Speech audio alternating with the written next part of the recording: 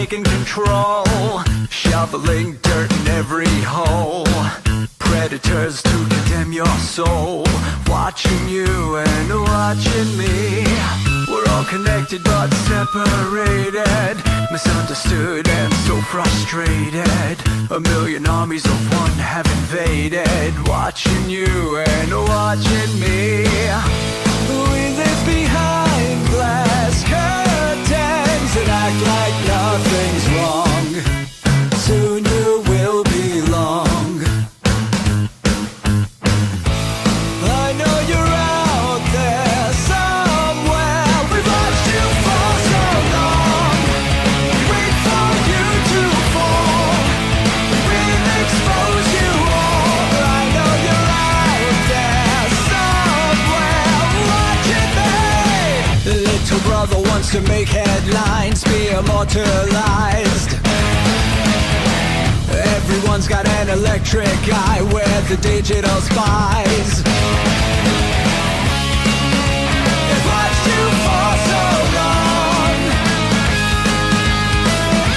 I know you're out there somewhere watching me.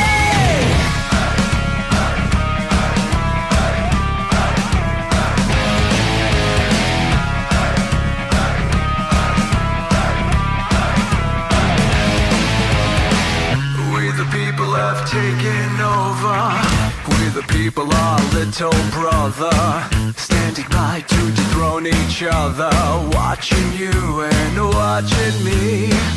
Paranoid, the lens is our weapon, desensitized in our lust for attention, democratized by our voyeur obsessions, watching you and watching me. Slaves to perfection, don't let them project you as you are. Feel your every flaw. I know you're out there somewhere. We've watched you for so long. Wait for you to fall. We'll expose you all. I know you're out there somewhere watching me. Little brother wants to make headlines, be immortalized. Everyone's got an electric eye with the digital spies.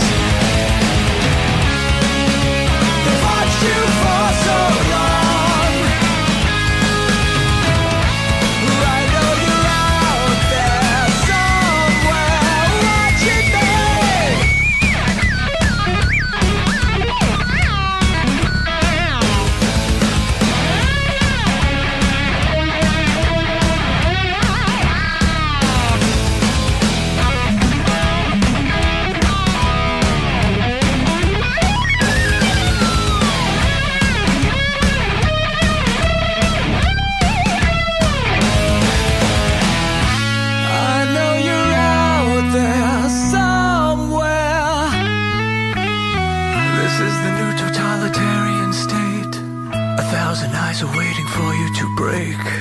Stay in line, don't make a mistake. We're watching. We watched you for so long. We wait for you to fall. We will expose you all. I know you're out there somewhere watching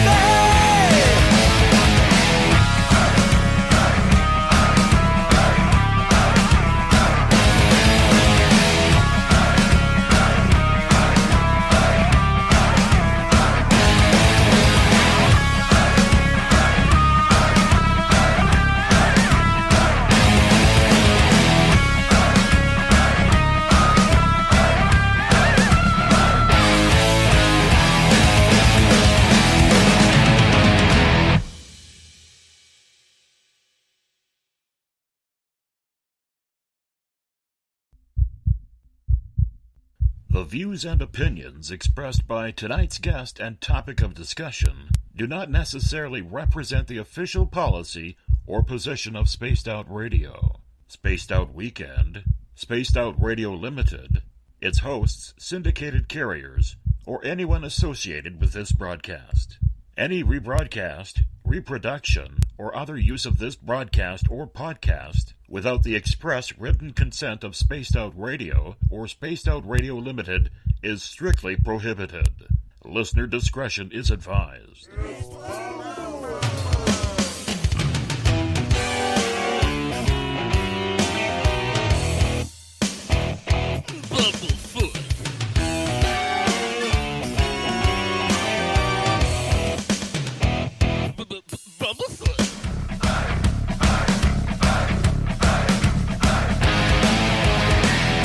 Are you experienced?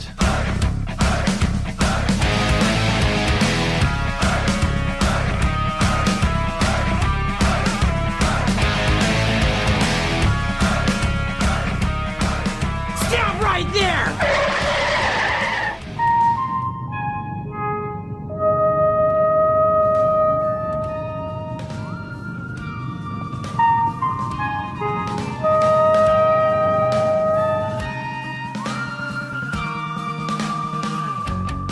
From high atop the mountains of British Columbia to you, listening around the world, this is Spaced Out Radio with host Dave Scott.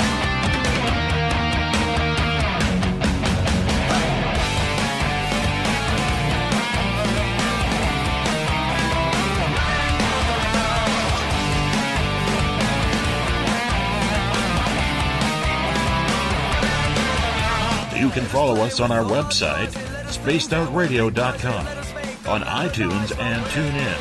Follow Dave on Twitter at spacedoutradio.com, on Facebook at Spaced Out Radio Show, or on our YouTube channel, Spaced Out Radio Show. Game on!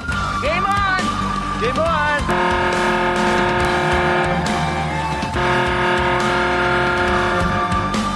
Dave, oh Dave. Are you playing with Bigfoot and aliens again?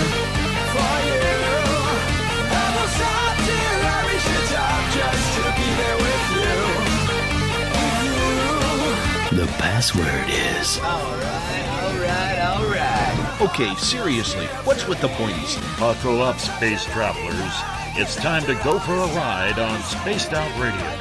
Mr. Bumblefoot, Dave is ready for liftoff. Seriously, Dave? Really? Chloe. Bye-bye.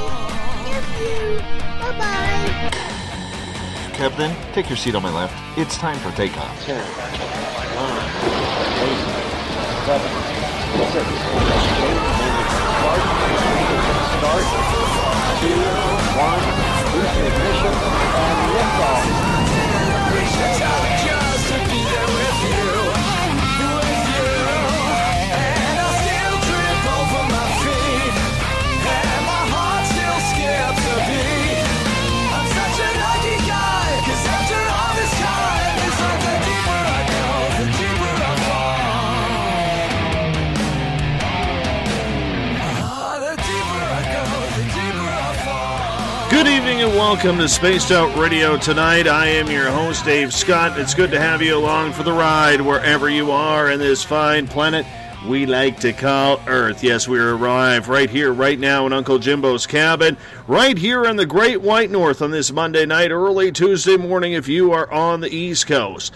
Let's welcome in everyone listening in on spacedoutradio.com, on Spreaker, on the United Public Radio Network, the High Plains Talk Radio Network, and on Revolution Radio as we do this thing every night of the week, rocking in and out of every single show, thanks to our resident guitar god, Mr. Ron Bumblefoot Thaw, formerly of Guns N' Roses, currently of Art of Anarchy. Yes, Bumblefoot is the official music of Spaced Out Radio. Hey, if you want to follow us on social media, you can do so on Twitter, at Spaced Out Radio. Give our Facebook page a like, Spaced Out Radio Show. You can follow me on Instagram, Dave Scott, SOR. Subscribe to our YouTube channel, Spaced Out Radio Show. Find us on TuneIn, download this show and others on iTunes. We are also on TalkStream Live, RadioGuide.fm, and on Stitcher. And our website is spacedoutradio.com. While there, if you want to take part in this show, you do have to sign into one of the chat rooms, because that's just the way it goes around here. Sometimes it just works that way. So you got to sign into Revolution Radio. You have to sign in to Spreaker, the United Public Radio chat room. Facebook at the SOR Space Travelers Club. And of course, if you're on Twitter, you can use hashtag Spaced Out Radio. I will get to your questions and comments in there as well. If you haven't signed up for the SOR Space Travelers Club yet, it is only $5 a month. And with that, your name gets put into monthly prize draws. You get access to private group interviews, access to a special section for posting on our website, and so much more. Hey, we're going to give you a hell of a lot more than just access to our archives. You can read up on my latest blog on our website. It is literally on science versus opinion. Check out Eric Markham's SOR Spacewire for your latest and weird news. We're actually going to be changing that name to The Encounter very, very soon.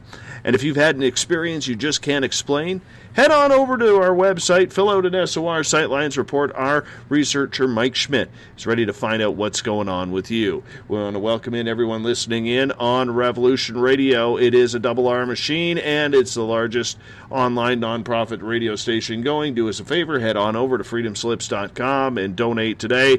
We're also live on the United Public Radio Network on 107.7 FM in New Orleans and over 160 countries around the world. Good to have you with us. And we are live in Las Vegas, Renegade Talk Radio. Love being the nighttime show of Sin City. The final Monday of every month means it's time for Strange Days with UFO cops Butch Witkowski.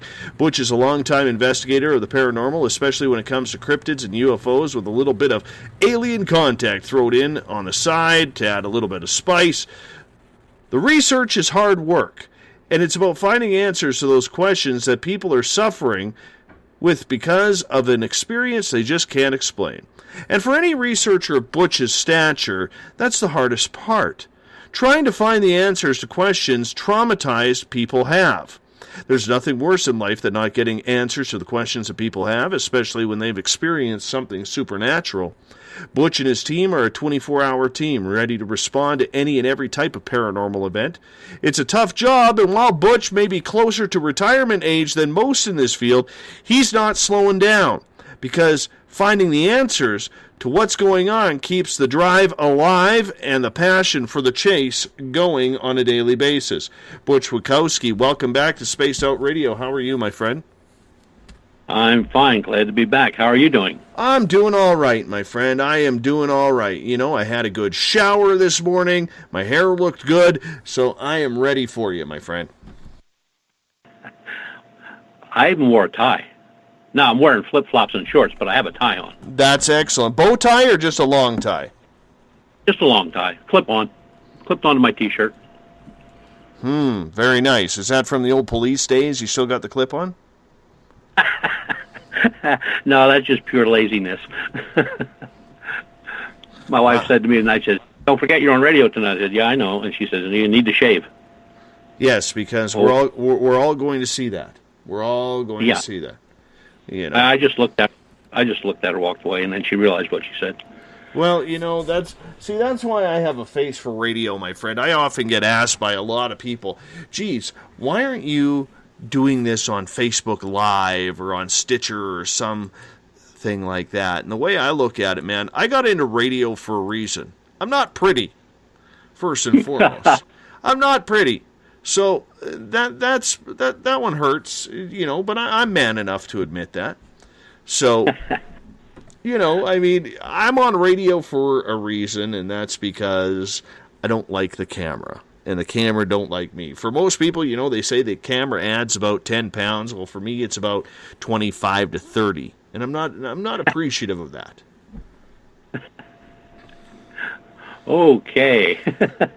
Well, it's the truth, so why not just spill it out, right? So, anyhow, how's the world of cryptids been treating you? Cryptids, a couple new ones, and couple other things. Busy, as always. At the point now where I'm even dragging Lon Strickler along from Phantoms and Monsters. Oh, yeah? And how's Lon doing? He's doing great. You know, the guy is just brilliant. I love him to death. I mean, he's so knowledgeable. And what he doesn't know, he'll find out. He'll research it to the nth, which is far and few between today, you know. And I don't even know if I mentioned this case. I had a case not far from here, where I live, about 7 miles away, and the gentleman, the original report was that he was seeing orbs at night with helicopters following them. And the night before Christmas, he calls me up at midnight and says, they're here now. Head down. And I saw what he was talking about. No kidding. We stood there and watched, and pretty much after a while, after 4 hours of standing in the snow, it was like, I'm really not dressed for this. Because when I took out of the house, I just threw on a pair of clogs and, a shirt and a light jacket like an idiot. But, so that a couple of weeks went by, and then he called me again, and he said that he had seen strange things in the back of the farm. This is a very large farm. And I said, okay, let me know when you see him. He said, well, we saw him last night. I said, okay, I'll be down. Is everybody there I can talk to? Yep, all the witnesses are here.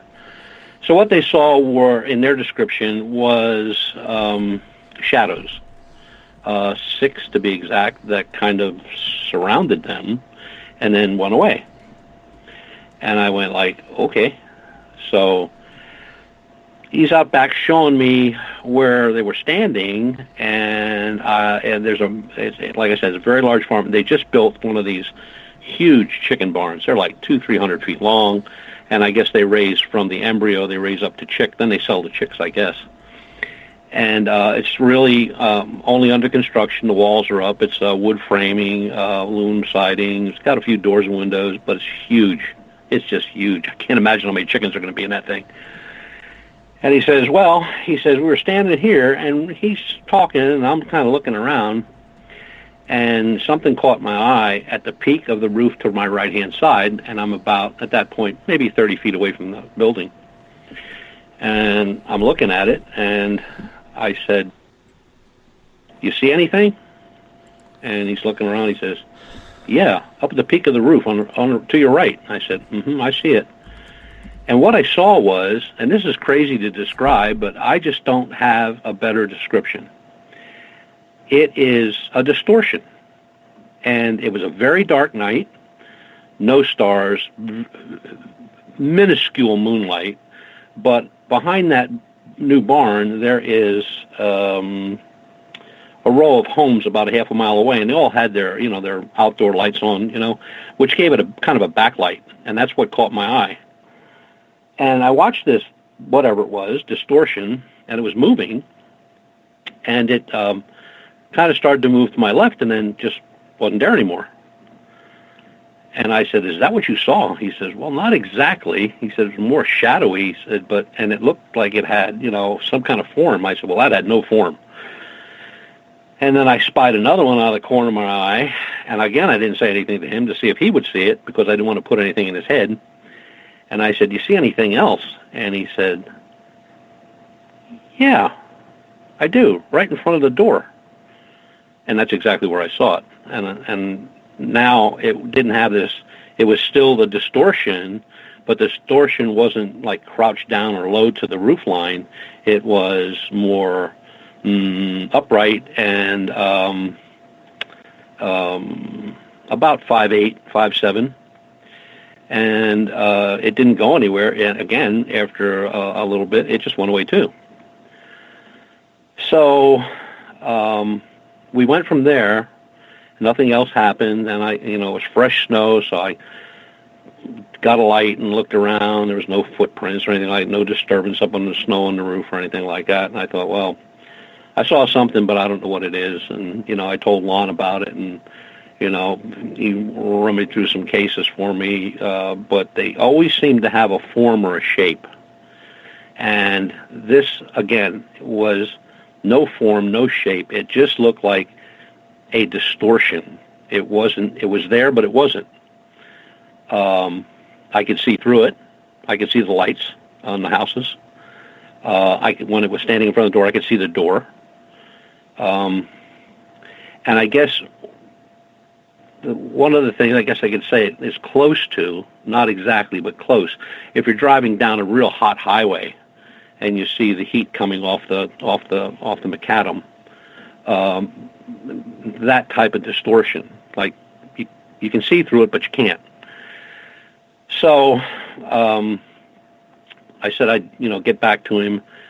Came back, wrote up a report. I tried to contact him. I couldn't reach him. And he basically fell off the planet. And then we did locate him. And it was of a personal nature, which I don't even want to get into. But he's totally out of the picture. But the gentleman that is the landlord there, a real nice guy. I said, "Do you mind if I come down and sit here and talk to you and see if I can wait around and see if this happens again?" And he said, "Sure." So I went outside. I did an EMF sweep of the barn. The barn's empty. There's nothing in it. Like I said, there's only the walls are up. The roof is on. A few windows are in. A couple doors are hung, but that's about it. There's no concrete on the floor yet. There's no electric. There's no lighting or anything like that. So I did an EMF sweep and a radio frequency sweep, and I didn't come up with anything but, residual. So got a hold of Lon, and yesterday Lon, his son, met me, and we went down there, and I took along thermal imaging camera, because pretty much nothing hides from thermal imaging, right? So it was daylight when we got there. I showed Lon exactly where I saw it the first time, and then where I saw it the second time. And then we went in, we were talking to the gentleman there, and it started to get dark, and I said, well, maybe we should go out now. And it was a beautiful, clear night. I mean, absolutely clear. Lots of stars, lots of moonlight. It was just a perfect night for a star watch, unfortunately. We weren't there for that. So I fired up the thermal imaging. I checked the ground. The ground temperature was 55 degrees. And then Lon walked down to the door, and he was about, I don't know, maybe 15, 20 feet away from the door, right directly in front of it. And I hit the roof line where I saw it the first time, and I got a hit. And there was this cold, very cold, 25 degrees, and I moved down to the barn. The barn was like 48 because we had a lot of warm weather, so we got warm. The ground's still warm. I hit the ground again. It was 55, went back up to that. It stayed at 25. It's not moving, but it's there. Got the picture. Moved up to toward the door area on the roof, and there was nothing. I saw Lon standing there, so I checked him, checked the ground, 55, checked Lon, he was 68, moved straight up from Lon, and there it was on the roof. And the temperature fluctuated there between 25 and 27. So at that point, I realized I wasn't crazy. Lon's son was along, so he was looking at it also. Then we called Lon back, and I said, well, there you go. Exactly where I said they were, only this one that was on the ground is now up on the roof. And, Lon just looked at me like, oh, what the hell is that? And I'm going, I don't know. So got that shot, and then we kind of hung around. And then across the field, and when I say across the field, it's like sits between two mountain ranges. One side is a lot of homes and commercial. That's behind the farm. And in the front of the farm across the fields, probably about not quite a half a mile, there's a power line and just like 4 houses on top of that ridge. But if you go to the right, it takes you into state game land, so there's no homes in there, of course. And there's this blue light that just comes out of nowhere at the bottom of this power line. And I did drive over there. I saw it before, and I did drive over there at daytime. There are no blue lights over there. There's no lights. It's just it's a field. And so we're going to go back when it's a little warmer, and we're going to set up CCTV cameras, night vision, and again thermal imaging, and just keep it on it and see what we can record, see if they actually do move or if they appear or disappear.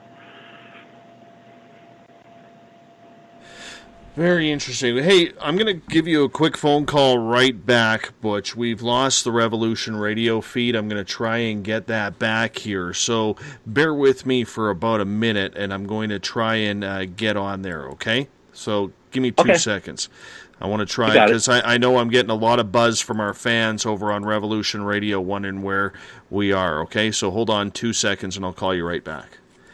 Okay. All right. Sorry about that, our listeners here on Space Out Radio. But, we do have listeners on a bunch of different feeds, and we have to try and make sure that we get all of them. So I'm going to try this again, and let's see if we're actually going to hook up, because Skype sometimes just does not want to play games, and I don't think this is happening again.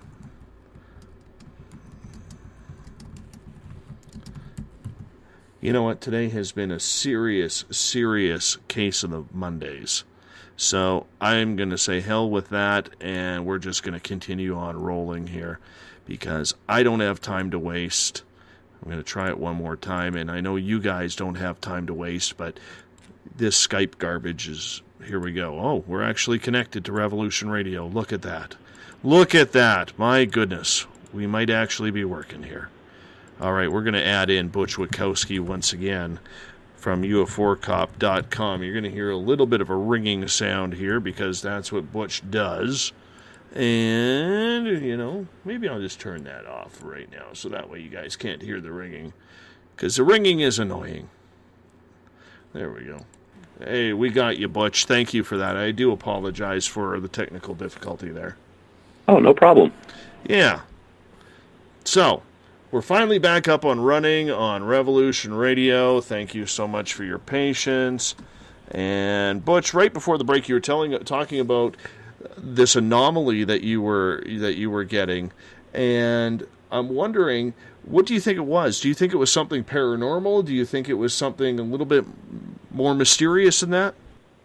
I think it's something a little bit more mysterious than that, because, like I said, the first time I saw the distortions, I had no devices. It was plain eyesight. And then when I went back actually the third time, when I went back to the property yesterday, using thermal imaging, I went exactly to where I saw them before, and the one at the top of the roof was there, but it wasn't moving like it. And maybe that was the thermal imaging. Maybe when I saw it with the naked eye, it was moving a little bit, left and right, and it kind of slowly went to my left and then vanished. And then the other one, which was on ground level, it was like I said, like 5 foot, maybe 5'8" in being tall. But again, it was just a distortion. I mean, I could see right through it, just like I could see the other one. But when I went with the night vision, not night vision, but the thermal imaging, it was above the door on the roof. And again, it was much larger, probably twice the size of the other one at the other end of the roof. And I guess what we have to do now is really, dig down and do a lot of research on that property. What was there? We do know that that was Susquehannock Indian area all through that valley. So now it's the deep research for the property and what's going on. And maybe, and just throwing that out there, if it is something in that realm, then maybe when the construction started, it got into something that it shouldn't have or didn't know about, and that has caused something. But the ones that the people were surrounded by, they had said that they definitely had a shape and a form, and they were like shadows. They couldn't see through them. They were very dark, almost like a dark gray. And that was 6 witnesses. So we are where we are with that, except now for going and trying to find out all we can about the property. The home that's on that property was built in 1859. So it's going to take a little digging to get back and see, what was there before that. Was that Indian area? Was that Indian burial ground? Was that and related to any of the powwow in the Amish and Mennonite communities? That's all has to be researched now. But at least I know I'm not crazy. What I saw the first time, I actually saw the second time with thermal imaging in exactly the same place. Questions coming from our audience. Was there any noise made? Was it seen in the daylight? Maybe any portals around? Not seen in the daylight. Both times were seen at night.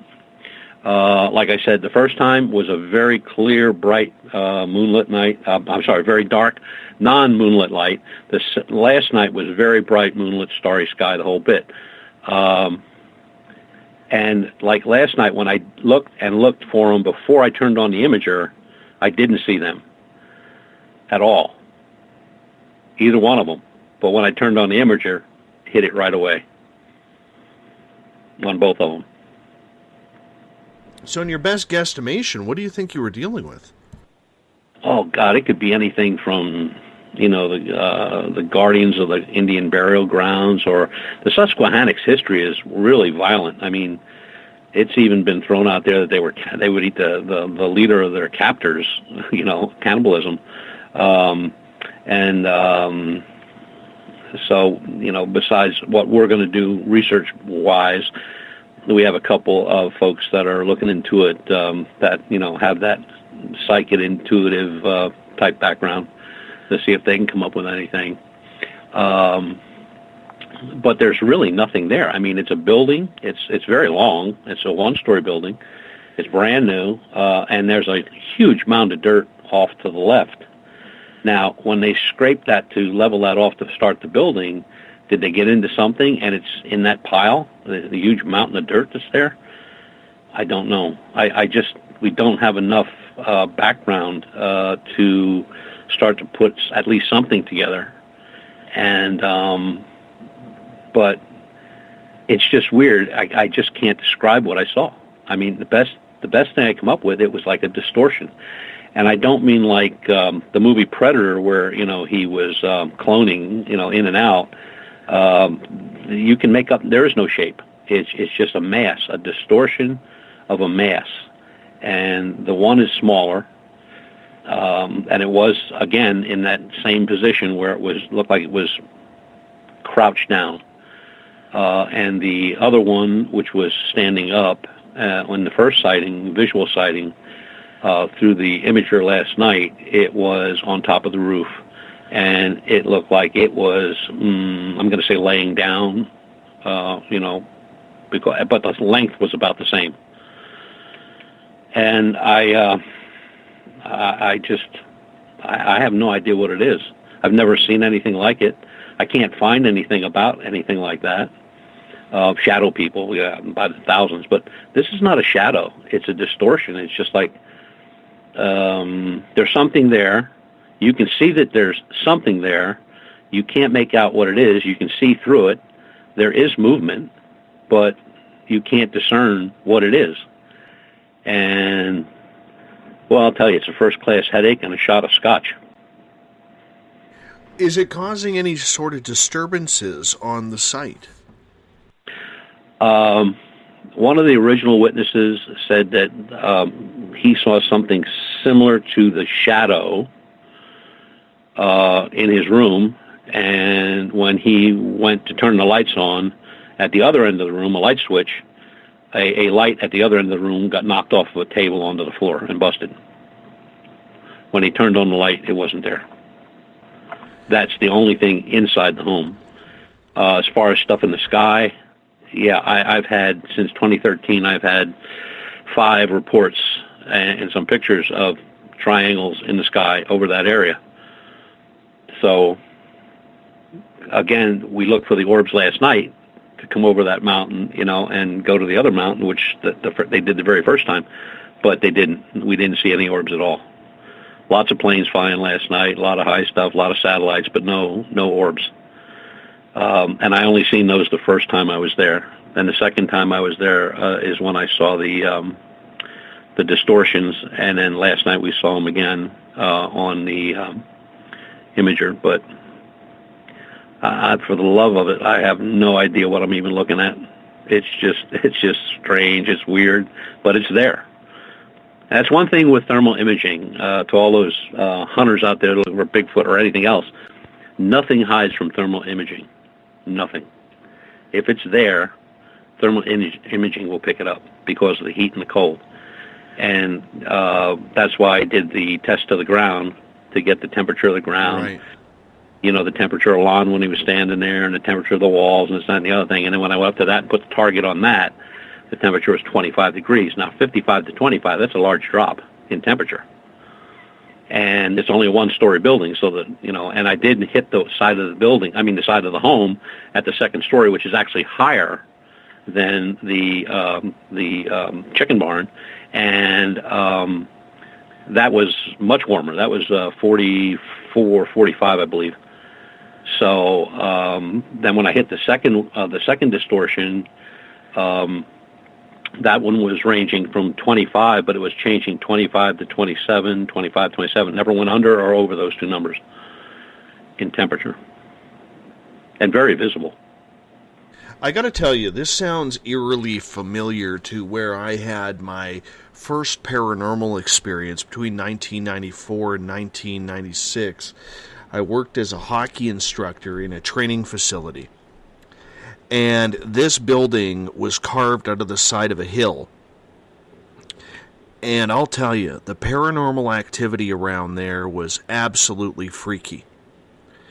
And some of the stories, Butch, that we had coming out of there, it was one pissed off spirit when we were working there. And it reminded me, when you said that pile of dirt, maybe something got moved in there, it reminded me of that building, because they would have had to have cleaned out tons of piles of dirt. There was everything going on from, seeing people standing out of the corner of your eye through the glass, standing up in the viewing area. You turn your head, there's nothing there. We had one toilet. Like, this is a brand new building. But one toilet in the facility would constantly explode. You would clean it up and there'd be feces all over the place. Like, it was a small bathroom. You open up the door, there's the sink, there's the toilet, that's it. And feces would blow up everywhere. I remember one time I cleaned that up for about 4 hours, disinfected everything. My boss calls me up the next morning and said, "I told you to clean that bathroom." There was nothing. That it looked like I did nothing. I remember one time my cousin and his girlfriend were there, and I was hurrying up because we were going out to the local nightclub afterwards to go have a beer. And I'll tell you, the one thing when you work in a hockey rink long enough, Butch, the sound of hockey pucks hitting plexiglass is a very distinct sound. Mm-hmm. So here we are cleaning up the dressing rooms. The front door of the building is locked. There's not a soul besides us three in there. And all of a sudden we hear hockey pucks rattling off the glass. Footsteps. You're cleaning upstairs. You got the door locked. And all of a sudden you hear the front door unlock and footsteps coming up the stairs, and nothing is there. So I am a huge believer that something, if you disturb pieces of land that maybe have bodies or spirits or something connected to that, you're in for a plethora of activity as you go along. So this doesn't surprise me at all, hearing what you're saying. Well, I guess to me it's very confounding because I've never seen anything like that. And the fact that I stared at it for so long, trying to get its shape, and I couldn't discern any shape whatsoever. And I don't want to make it sound like a blob. It looked to me like if I would have been really far away, maybe looking through binoculars or something, it might have looked like somebody crouching down on the roof, but not. It didn't look that way when I was close up.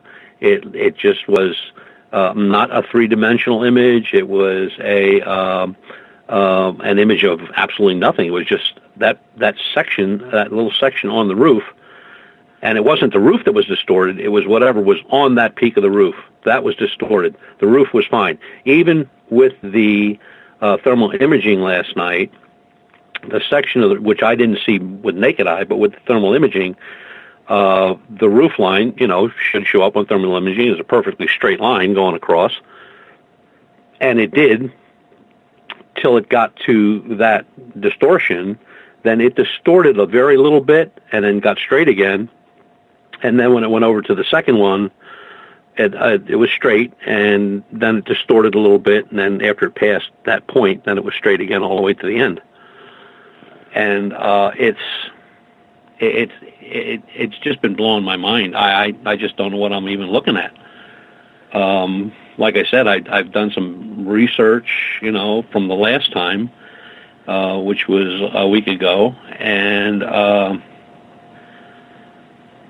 it didn't do anything out of the ordinary, but it was just there, and then it went away.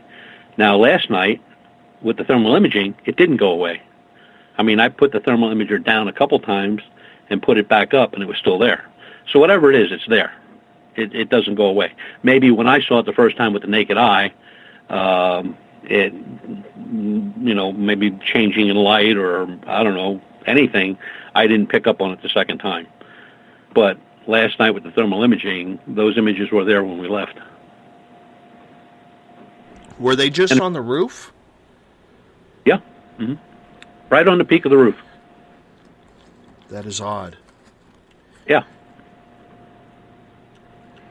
Do you have a video camera hooked up to your thermals that anybody could see the pictures?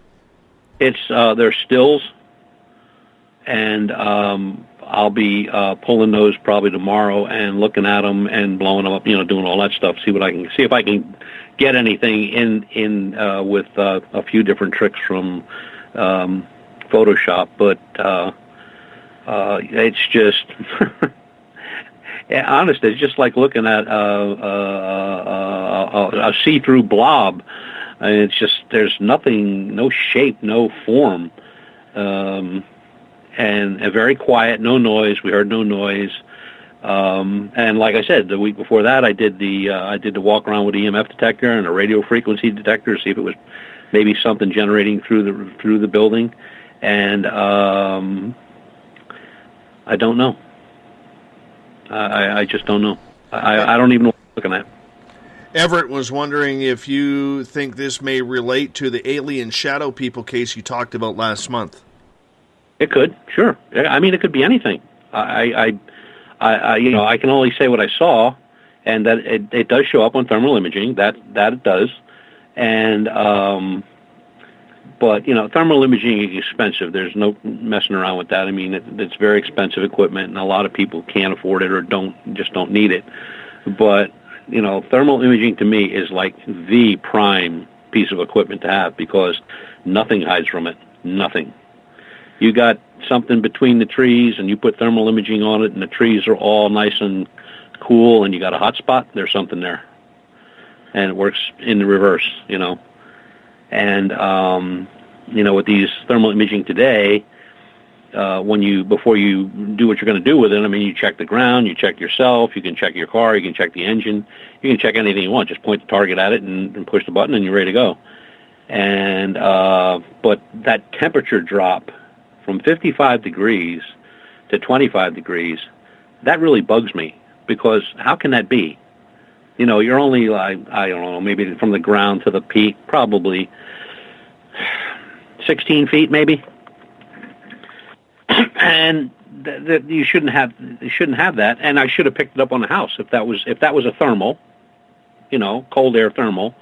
I should have picked it up at the house. Also, I should have picked it up on my truck, because my truck is high. So my truck stayed constantly the same temperature, and was only a little bit below the house level, which was actually, that level was above the barn. So it's perplexing. This one's going to take some time, I'm afraid. But it could be anything. It could be anything from, something indigenous to something not of this planet. But I just can't imagine why. Or it could be, what powwow is in the Amish and Mennonite communities. Yeah, maybe somebody put a hex on this guy. I don't know. So if he opens up for business, I believe they're going to pour concrete in the next month or two for the floor, and then all the equipment starts to come in. So if the business only lasts 6 months and he goes broke, well, then we'll know that somebody didn't like that idea. Well, the best thing I would say is try and get a hold of a psychic to see if anything is going on there that maybe you can bring, to the forefront, maybe bring some sort of communication. I mean, to me, it sounds more paranormal, that there's more of an upset spirit from the ground being dug up, and maybe not enough acceptance. We always hear about these spirits, Butch, where, they get upset because nobody took the time to, just kind of ask around. Mm-hmm. I know for a lot of people, or a lot of skeptical people out there, that'll sound just contrived and hokey. But there's a lot of people out there who are very much into the spirit world who will tell you point blank that if you're building something new, it never hurts to go around the property and just say, hey, this is what I'm doing. I hope you don't mind, but this is what's going to happen, and, you're welcome to come and say hello or something along those lines. Yet, most people, being very mainstream, they never look at that. They never think about that, and that's not their fault. But it's the consequences still that they got to deal with. Yeah, and we do have a couple psychics working on it. It is something I've never run into before at all. I've never seen anything like it, or I've never even talked to anybody who's seen anything like it. I've talked to a number of people about it, and they all go like, I have no idea what it is. So I just don't think it's something that's remotely new, or this just popped up. This is the first time ever this happened. And I got to find out why the attachment. I mean, it's not attaching itself to anyplace else. I checked all the other outbuildings on the property with thermal imaging, checked the house. I mean, checked everything I could that was in sight. And the only place that they've settled, or that those distortions are seen, are on top of the chicken barn, the new chicken barn. Very interesting indeed. And why is there two? I mean, they're two. They're distinct too, because when I can focus to wide angle on that thermal imaging, and I had the one on the right in sight, and I had the one on the left in sight. Were they moving back and forth? No, there's. It's like I guess the word I'm looking for is a shimmer, maybe, but very slight. Wow. Yeah, that's what I said. Wow. Oh, I don't even know how to deal with that. Yeah, neither do I. I definitely get the feeling it's more so paranormal than anything right now. I think that part and the background of the property itself, and this only started when the building went up, and there was no issues there ever. Uh-huh. And then ground was leveled, and a wooden building goes up quick. I mean, a frame building goes up quick, and the siding and the roof, and then they stopped because of the cold weather and stuff. They couldn't pour concrete, and they're still waiting for a ton of equipment. So that's when the original 6 witnesses saw what they saw in the back, and of these being surrounded by these dark gray entities. And then when I was there, I really wasn't there to do anything about that. I mean, I walked out back to where he said it happened, but that wasn't anywhere near the barn. And then we walked toward the barn, and that's when I saw the first one. And again, I didn't say anything to him. I wanted him to see it also and tell me he saw it, because I didn't want to put anything in his head. You know how that goes. Yes, I do. And then I just, I kept watching the one on the right, and it just went away. And then I started going down the roof line, thinking maybe it was moving along the roof line. And then that's when I spotted the second one on ground level. But it couldn't have been on ground level or been anything of any substance, because there were no footprints, there was no disturbance in the snow, and it was fresh snow. And so at this point, Scott, I have no clue. Well, I did something on the weekend that I think is very much contrived from what we did on the last show, Butch. Okay. And that was, the last time we had you on, we talked a lot about critics. We talked a lot about, how people are very fickle in this field. Mm-hmm. And I wrote a blog on spaceoutradio.com, which is up there now if you want to go listen to the show and read it at the same time. Not you, Butch, because that would be kind of difficult. But it was basically about science versus opinion. Mm-hmm. and how we have a lot of people in the cryptid world, in the paranormal world, in the UFO world, who tend to use the word science a lot and scientific a lot. Yet, I guess one of the things I'm getting pissed off at with this show is that I'm starting to see that we have a lot of people out there who are doing some great work, and there are some brilliant people in these fields. However, with a lot of them, they seem to get lost in this word called science. And just because they don't believe it's not true. And they present their opinion as scientific fact. How does anybody in our listenership or around this type of field, albeit maybe an experiencer, a listener to shows like this, or an investigator, get around the fact, Butch, that we have too many people out there claiming their opinion is fact? Where's the truth? Well, the truth is only in one place, and that always lies in the evidence. I mean, I could have gotten on here tonight and said, yep, Scott and your listeners, and all you guys out there and you space walkers all over the place, I know exactly what this was. And I can concoct some fantastic story that they were men from the moon, or some cryptids that are shapeshifters, or on and on and on, and probably get away with it. Because I use some scientific instrument of some type. But when it comes down to it, you're always going to have some butthole like me stand there and go like, okay, well, let me see the evidence. Show me what you got. And then either you never hear from them again, or they just move on.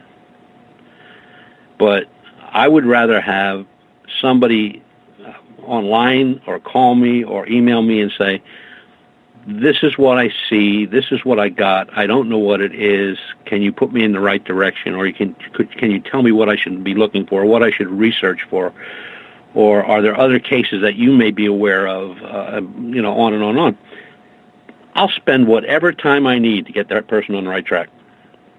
But when I have somebody get a call at 10 o'clock in the morning, and I just had this happen, where a lady called a national group, and it wasn't MUFON, it was in the cryptid area, and made a report, and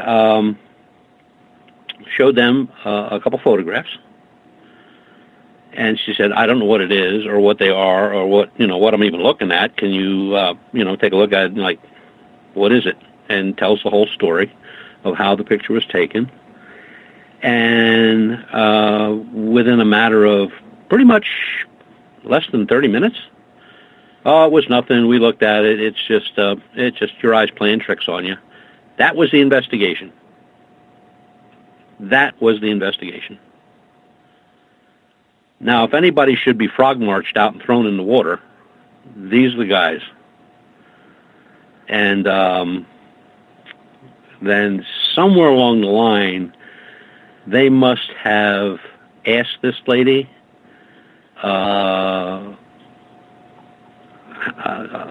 something about payment, because when I called her the first time, she said, do you charge anything? And I said, absolutely not. No, never. And she said, oh, well, that's good. So did these guys ask for money? And if she would have said, yeah, she'd pay money, they would continue on. Or when she said no, she's not going to pay to get something analyzed just by somebody looking at it, they blew her off. And there's more of that out there than you can even imagine. And it's just, of course they always throw that, well, we use scientific methods to discern this picture and see what it means and what it looks like. They probably put it on their page and on the computer and blew it up maybe 50 to 100%, and that's it. They're done. That was the scientific move. And I guess the way I look at it, Butch, is everybody in this field, whether it's a big name like Stanton Friedman or it's a smaller name whoever that may be who's investigating for, say, the last 6 months, and everybody in between, you and I included, we all want the mainstream to take this type of investigation, this type of research seriously. Mm-hmm. But I guess my opinion on this is, how do we take it seriously, or how can we ask the mainstream people to take it seriously and not make fun of people like us when we continue to shoot ourselves in the foot by claiming science is opinion? Well, that's just it. It has to stop. I mean, getting a great story or a great case or a great whatever is fine if you can come up with an answer to it. Like this thing we're working on now is just one of about 20 right now that are driving us nuts. But so if we never come up with anything, so what did we have? I mean, we had a good story. We got a couple photos. We got some eyewitness testimony. But I don't know what they are. I don't know where they came from. The only scientific tools that I had at my disposal were an EMF detector, a radio frequency detector, and regular cameras plus thermal imaging. So that's as far as I can go with it, unless I come up with something really weird, like, that was some ancient, cauldron where they used to burn people alive and cut their hearts out and throw them up in the air. And if I had that proof, well, then it makes the story a little bit more interesting. There's a little bit more proof. But then to do it right, you wouldn't go on the internet.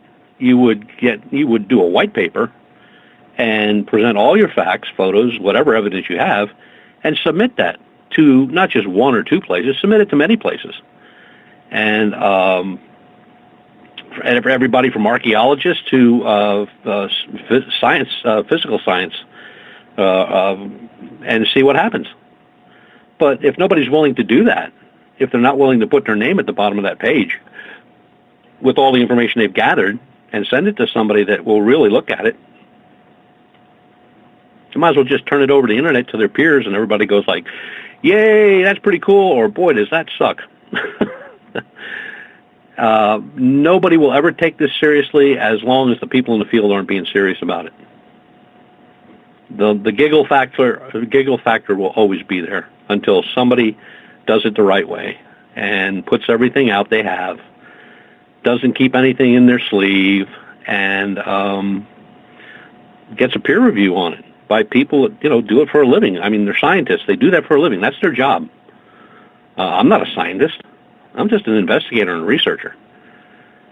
And that's the only thing that's going to stop it. I mean, either get serious about it or, go become a chess king or something, or play hockey or baseball.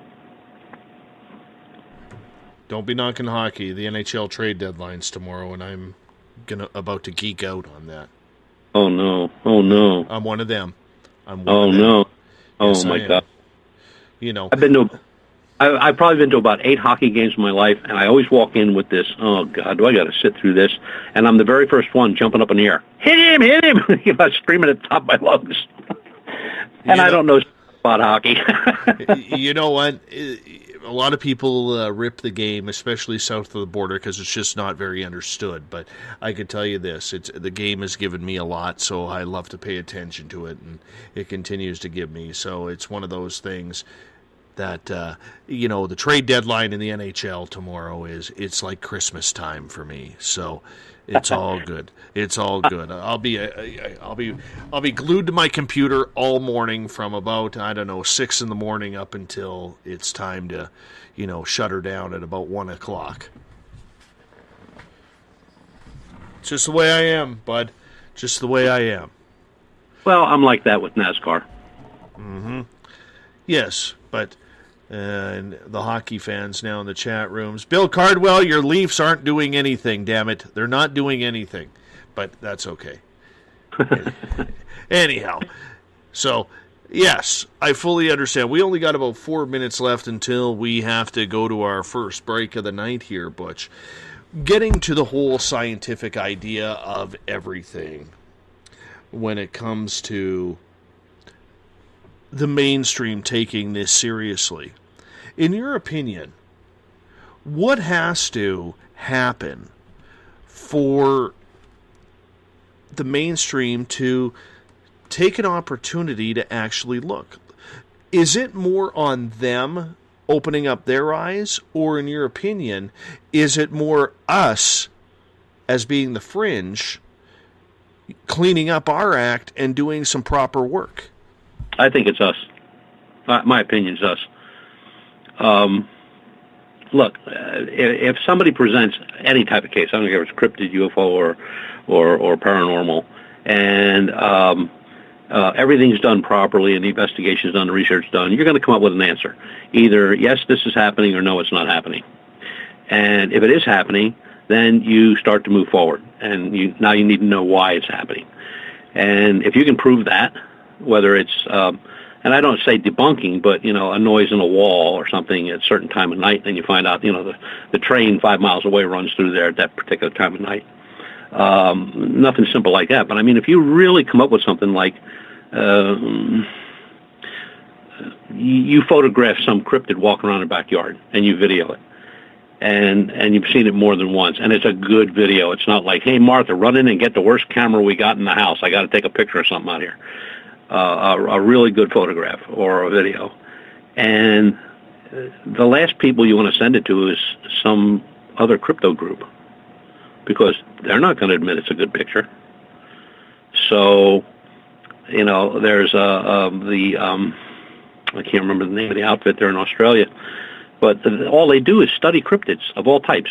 I mean, they've got samples of every cryptid that ever probably walked on this planet, and they find new ones all the time, and they know what they're looking at. So why would you not just copyright that photo or video and send them a copy?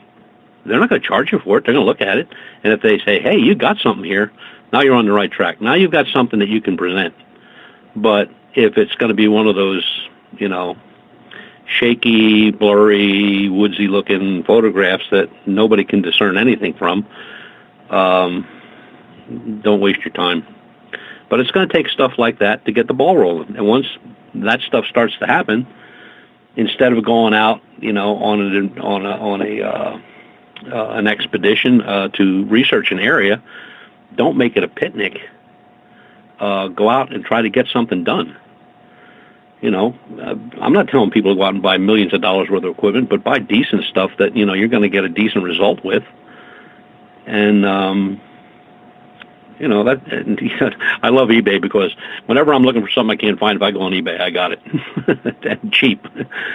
But it's, you got to present the evidence to the right people. And once that's done, I mean, look, Dr. Melba Ketchum presented her DNA evidence to that same outfit down in New Zealand, Australia area there, and they kind of took it apart. They didn't charge her anything for that, and they said, well, you got deer, you got squirrel, you got bird scat, you got this, you got that, you got everything but a Bigfoot. On that note, I'm going to cut you off right there, Butch. We are going to hop out for our first break of the night. Butch Witkowski's Strange Days, heard the final Monday of every month. His next appearance will be in March on the 27th as well. You're listening to Spaced Out Radio. I am your host, Dave Scott. We'll be back after this break.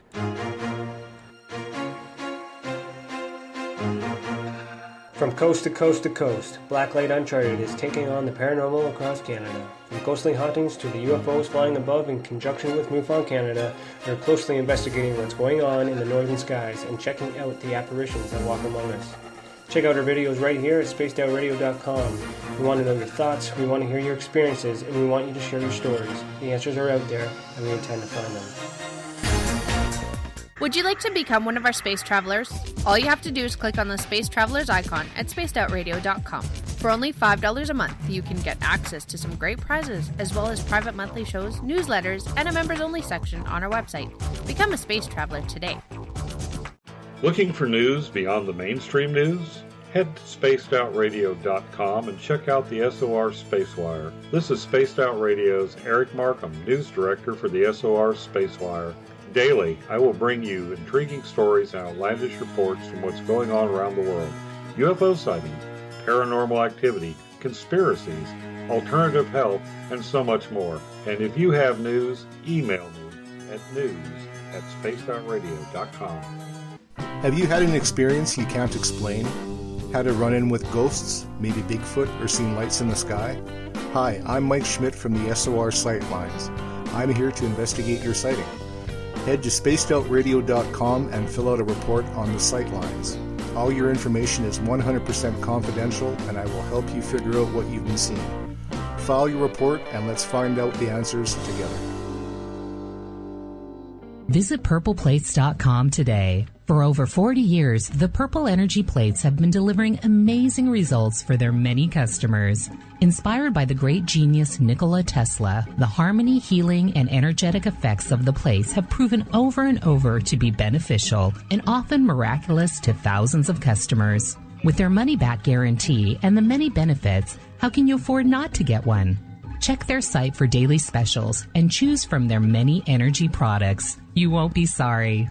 Visit them today at purpleplates.com for mind, body, and spirit, and expect a miracle.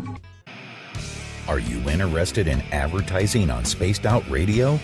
Head to our website at spacedoutradio.com and click on our advertising tab. There, you will find an assortment of ways you can get your product out there with us, from radio commercials to banners and social media. Have a product you like our hosts to endorse? We can do that too. Visit spacedoutradio.com for more details. Have you got your Cosmic Passport? If you need one, tune in to Cosmic Passport on Spaced Out Weekend. This is Elizabeth Anglin, ET experiencer, spirit medium, and host of Cosmic Passport. Each weekend I'll be bringing you interviews and support from other paranormal experiencers, and the best in intuitive spiritual guidance from across the globe. It's all happening starting at 9 p.m. Pacific Time, midnight Eastern, on spacedoutradio.com. From British Columbia to Northern California, Pacific North Weird has Cascadia covered. Check out our feature videos at spacedoutradio.com, where I, Vincent Zunza, and my super sleuth partner Alexandra Sullivan track down the weird and strange stories from around the Pacific Northwest. From Bigfoot to Mel's Hole and everything in between. This is what makes life exciting. So why report the normal when we can report the Pacific North Weird right here at spacedoutradio.com.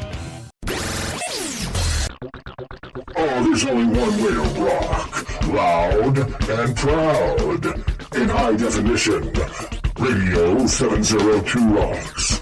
Las Vegas. Every Saturday and Sunday night, as Dave Scott wanders aimlessly in the wilderness, you can come hang out with me, James Tyson, in Spaced Out Weekend. Starting at 9 p.m. Pacific, midnight Eastern, I'll take you along as we talk with some of the best experts in their fields. SpacedOutRadio.com is the place to find us. So sit down, relax, put your feet up, enjoy the topics like the paranormal, supernatural, intuitiveness, and so much more. Hope to see you there. Don't have time to listen to Spaced Out Radio live? Wherever you are, the car, the office, the shower, or even if you're traveling, we're right here for you. Each Spaced Out Radio show can be found on iTunes, TuneIn, and on our YouTube channel, Spaced Out Radio Show. It's the perfect way for you to catch up on our shows. For more information, just head over to our website, spacedoutradio.com, and tune in to us today.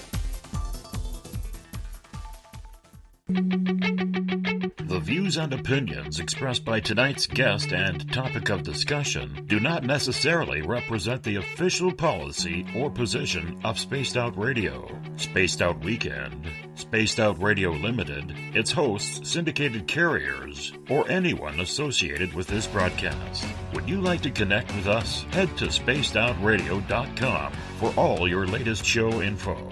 And hit us up on Twitter using the hashtag Spaced Out Radio. Now, back to Dave Scott and SOR. Welcome back to the second hour of Space Out Radio tonight. I am your host, Dave Scott. Good to have you with us. Tomorrow night on the show, we'll end up the month talking cryptids again. David Weatherly is going to join us. We're going to talk everything from the weird and strange creatures of Dogman and Bigfoot and everything in between, to black-eyed children and UFOs. It's going to be a great show tomorrow night starting at 9 p.m. Pacific, midnight Eastern Time, right here at spacedoutradio.com. We want to mention that we are live on Revolution Radio. The Double R Machine is a donation station financed by you, the valued listener. Head on over to freedomslips.com and donate today. We're also live on Renegade Talk Radio out of Las Vegas. Great to be your nighttime show in Sin City. And we are live on the United Public Radio Network on 107.7 FM in New Orleans and over 160 countries around the world. Good to have you with us. Thank you so much for tuning in. Bill Cardwell has set the password for tonight in the SOR Space Travelers Club. Nudie-Eusterian. Nudie-Eusterian is your password. Nobody knows what it really means, not even dictionary.com, but that is your password for tonight. Jeff, if you get that, we'll need a definition in the Spreaker chat room if you don't mind. Nudie-Hysterian is your password. Use it wisely, space travelers. Hey, if you want to follow us on social media, you could do so on Twitter at Spaced Out Radio. Also use the hashtag Spaced Out Radio if you are on Twitter, so you can connect with me live during the show. We are also on Facebook. Give our page a like, Spaced Out Radio Show. Tune us in on TuneIn. Download this show and others on iTunes. We are also on RadioGuide.fm, TalkStream Live, and on Stitcher if you want to check us out elsewhere. And our website is spacedoutradio.com, where we have a plethora of features for you, including joining the SOR Space Travelers Club for just $5 a month. Strange Days with Butch Witkowski happens the final Monday of every month. We welcome Butch in again. His website, uforcop.com. Place to be if you want to check it out. Butch, welcome back. I'm here. Well, I hope so. That's just kind of the way we do things on the final Monday of every month. You, me, our favorite people in the chat rooms, and our listeners around the world. You know, and they always have great questions. That amazes. Yes, they come to play, man. They always got their A game on. Always got their A game on. So we gotta keep that going. You know, we just do. Let's get into some cryptids now. Okay. Right before the break, we were talking about the science and opinion. We also have it happen a lot in the Bigfoot world. And I want to spend a couple of minutes on this, if you don't mind. Because when it comes to opinion, you're one of the believers that we just don't know what Bigfoot is. It could be Gigantopithecus. It could be something supernatural as to the reason why there's always shaking or blurriness to the photos and film. You know, when it comes to researchers searching for Bigfoot, and you've talked to a lot of them, what's the feeling around the scene of what it actually is? I would say that the people that I know that have been in it a long time, first of all, they're not giving up hope they're going to find something. And second, again, they're keeping an open mind as to all of the above that you just mentioned, what it could be and what it couldn't be. But there are just a number of cases out there that are just mind-boggling, and they're looking to, put those pieces together. And what's really neat that I've just seen happening this year is where a couple of these guys are out, one-man team or two-man team, are starting to put their heads together and starting to match up locations, areas, data, descriptions, prints, samples of whatever they can get. And that's really good. That's really good because most often than not, a Bigfoot could walk between two groups at the same time, and one will swear up and down that it was there, and it was this color, and it was this tall, and you'll get the total opposite story from the other team that was on the other side of the road. And I try to keep an open mind with Bigfoot because there are just some stories and reports, and I'm not even going to say stories, I'm going to say reports, that are just Nobody could make those reports up. Nobody. I don't care if they're in Hollywood or if they're on a beach down in Venice, Florida. Nobody can make up a report like that. They're just too good, you know what I mean, to not go further with. And I know a lot of folks pass those things over. They go, "Oh, it's just too good," you know what I mean? Well, to me, when I say it's too good, or it is good rather, that the description, the type, the body structure, the movement, the look on its face. I lean, and maybe I'm off on this one, but I lean on the reports where they say they have a more human-looking face than that of a ape or some kind of wild man. I think when people say, I just saw this big brown thing run through the woods, well, that could be anything. That could be a bear, that could be a deer, that could be a moose, that could be anything. But when they say that, they were eye to eye with it within such a distance or a small distance, and they say, well, it wasn't there very long, but it really had a human-looking face, that kind of sticks with me, and I don't know why. It kind of takes me back to something I always thought from the very beginning with that was maybe these things have been around for a long, long, long, long time, and, we're just encroaching in their territory, whether it's for, just a hike or a biking trip or a camping trip or a hunting trip, and they just happen to run into each other. But there are just too many reports like that kill the idea that they don't exist. The interdimensional end of it, is it possible? Anything's possible. I mean, if you'd say no, it's not possible, that's just being closed-minded. I mean, it's possible. Yeah. It's going to be hard to prove unless, you're watching it on a really good, stable camera system and you watch it appear and disappear.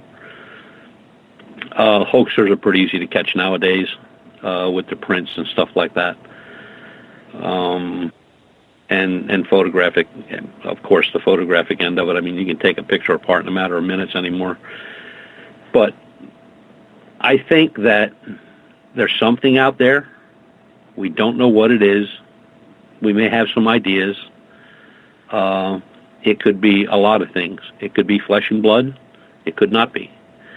It could be here a long time, or it could be here a short time. I would kind of stick with the long time because, reports go back hundreds of years with the indigenous and the First Nations. And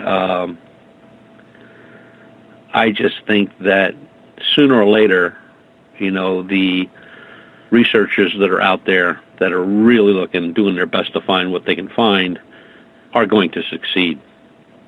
Somebody will succeed. And the ones that have been kind of making a living off it, well, they'll fail as you usually do, and that'll be the end of them. And it's the same thing in ufology. I mean, the best thing that can happen in ufology if one lands in your driveway. Not going to happen, but we know there's stuff up there we can't identify. Therefore, it's an unidentified flying object. Could it be ours? Sure. Could it be anybody else's? Sure. But some of the things that are seen and photographed, we don't have that kind of technology. Nobody else does either. This recent rash of sightings from the space station where the camera feed gets cut off when something enters the camera field. What's that all about? Personally, I don't trust NASA as far as I could pick them up and throw them in the spaceship. But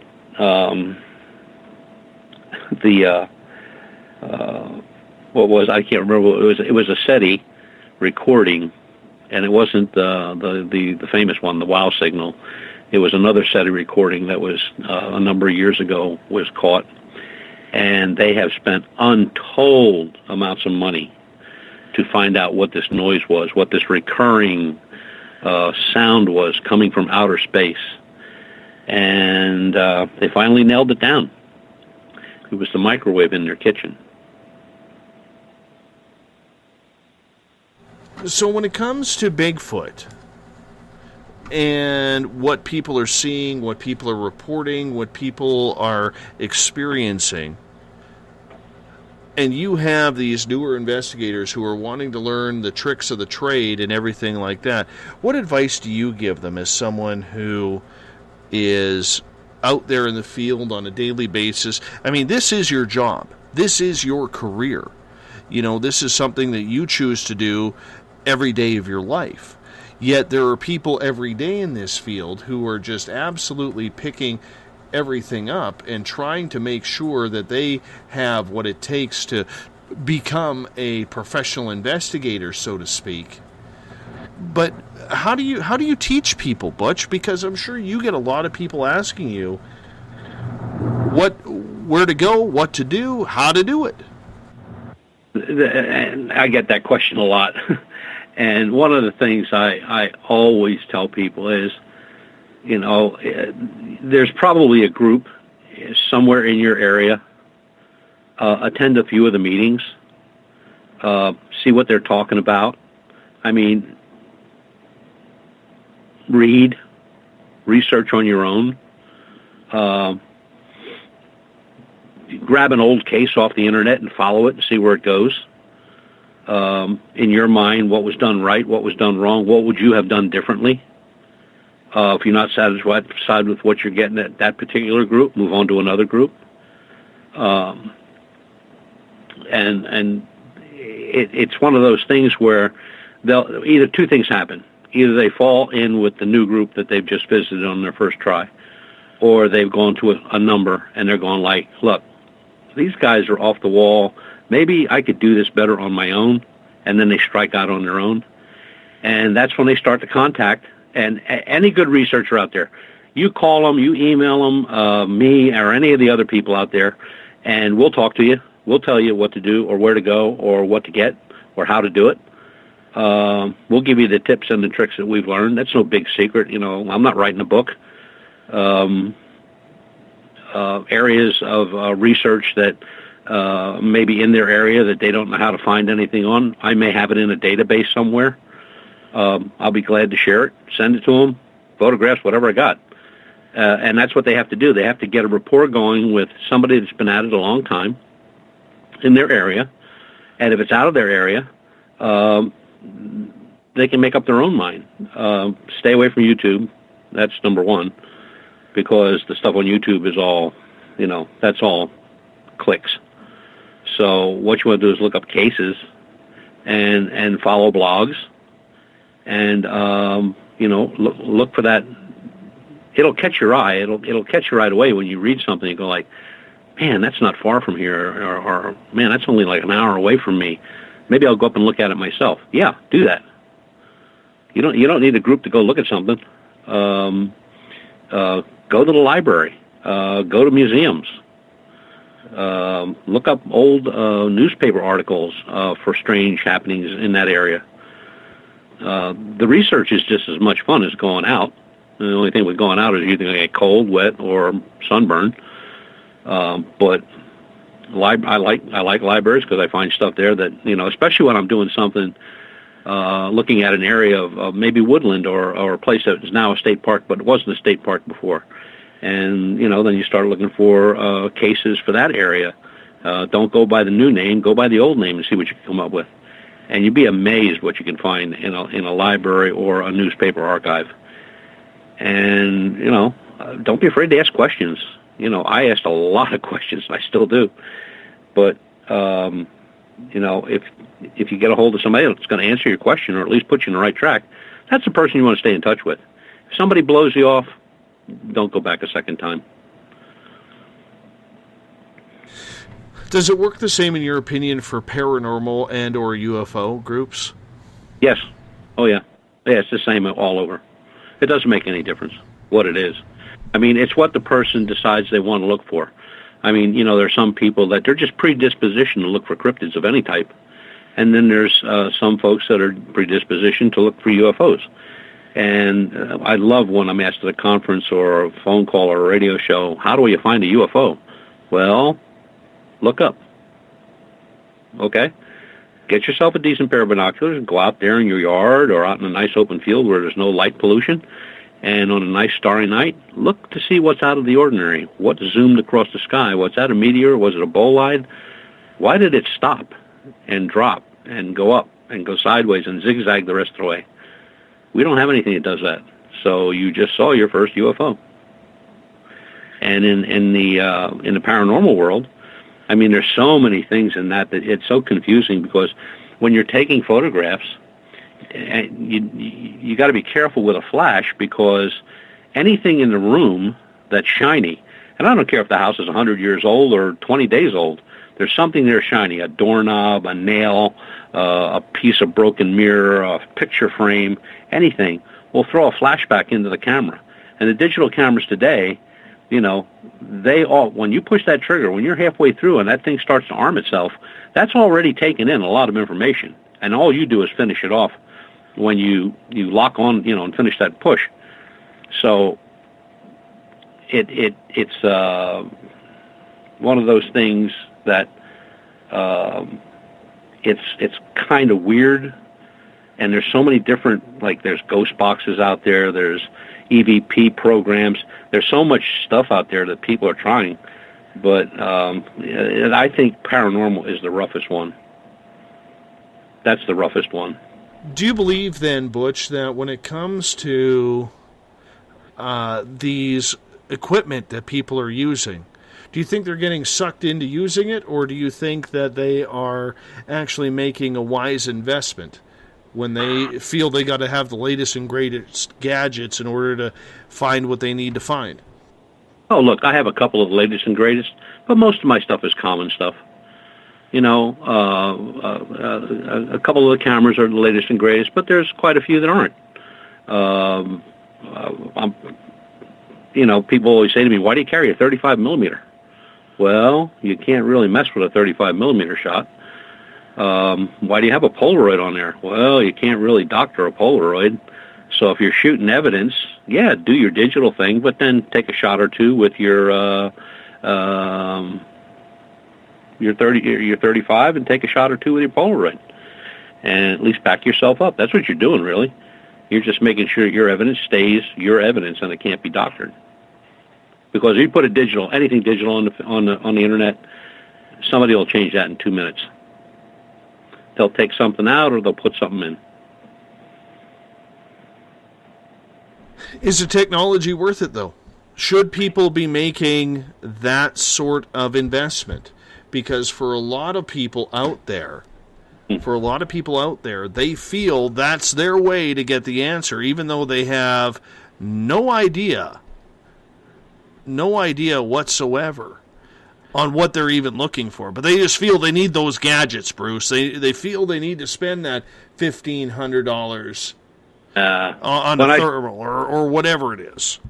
Hey, when I started, when I started, Dave, I had a little bag that was probably a foot long and maybe 6 inches wide. It was an old gym bag. And I had a pair of binoculars, a pad and paper and a pen, a measuring tape, a digital camera, a small Panasonic digital camera that I bought for $50 on eBay, and a flashlight, and a small pocket first aid kit. That's what I did. That's what I had. That's what I started with.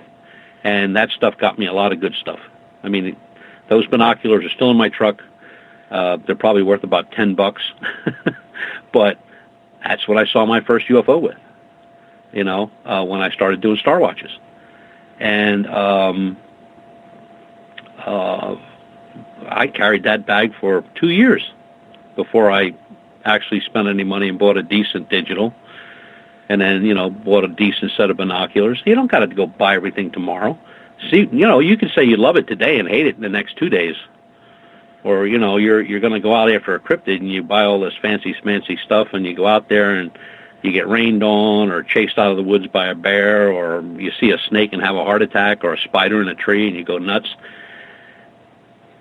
Hey, just, you know, Start from scratch. See where you're going to go with it. See how you feel. Does it make you feel good when you see something you can't explain? If you get that feeling, you're hooked. But it still comes down to money for a lot of people, Butch. I mean, how many times do we see people who can barely afford food or rent, but they sure as hell have the most expensive gear going when it comes to ghost hunting? And I realize that it's a passion for a lot of people. I realize that that's what they feel they need to do, and good on them for that, right? But on the flip side, you know, there's people breaking their banks in order to try and make this happen, whether it's for the good or for the bad. And I'm just curious, do you think if you're going out in the field, or you got somebody like myself who comes up to you and says, Butch, what do I need to get? What kind of gear should I have to start out? I'm assuming you're not telling me to go buy a $3,000 thermal. No. What I would do is say, are you local? And they'd say, well, yeah, you know, I live 25 miles away. Okay, let me put your name down, and when we go out somewhere, I'll call you up, and you can go along, and you can use my equipment and see what you think. If you want to go from there, then you do what you got to do to go from there. But, you know, and I've done that. I had a guy, he only lives a few miles away, and he's a hard-working dude. He's got quite a few kids, and he just loves this stuff to death. And we were talking in a local grocery store one time. He says, I can't afford any of this stuff. And I said, well, you don't need to afford any of this stuff. I said, why don't you let me, when I get something close around here, I'll come pick you up, and you can use my stuff, and I'll show you what we do. And we've done that a number of times. Now, he hasn't bought any equipment yet, but he's been out about 6 or 8 times. So a lot has to do with the person that, quote-unquote, is the professional or the retired guy like me that can do it. You have to extend a hand every now and then, you know, to somebody that really wants to see what happens, or even if they just want to ride along. Fine, jump in the truck. Here's where we're going. You know, it's not going to cost them anything. You're not going to charge them by the mile like a taxi cab.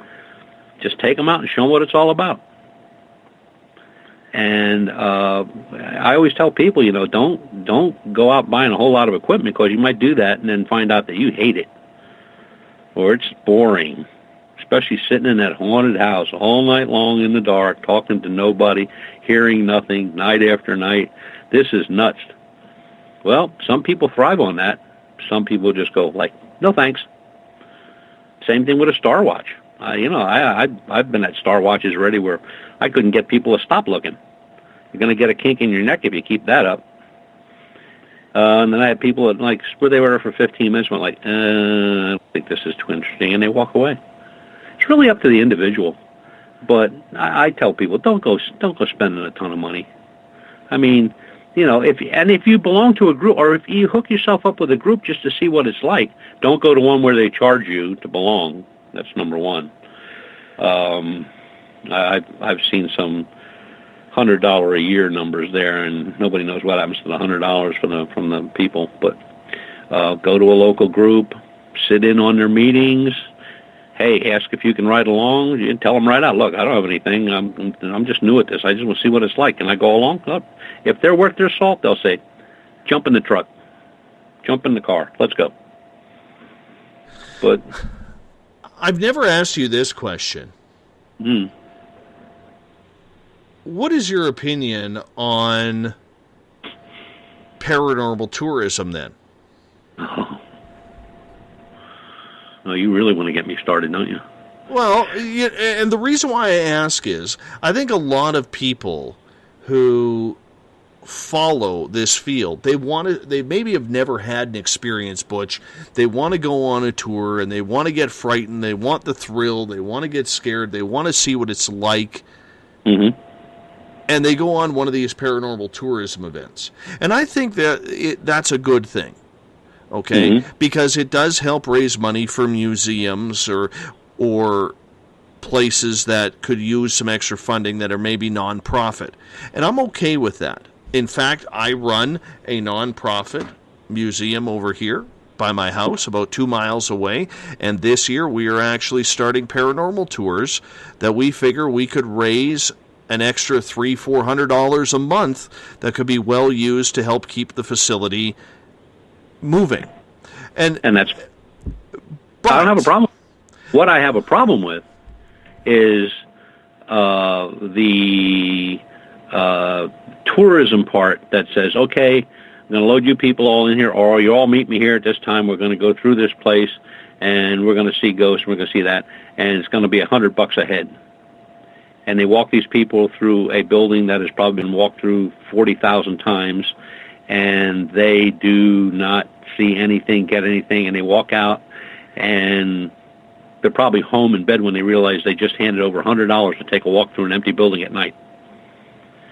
Now, the other ones that, like, I agree wholeheartedly.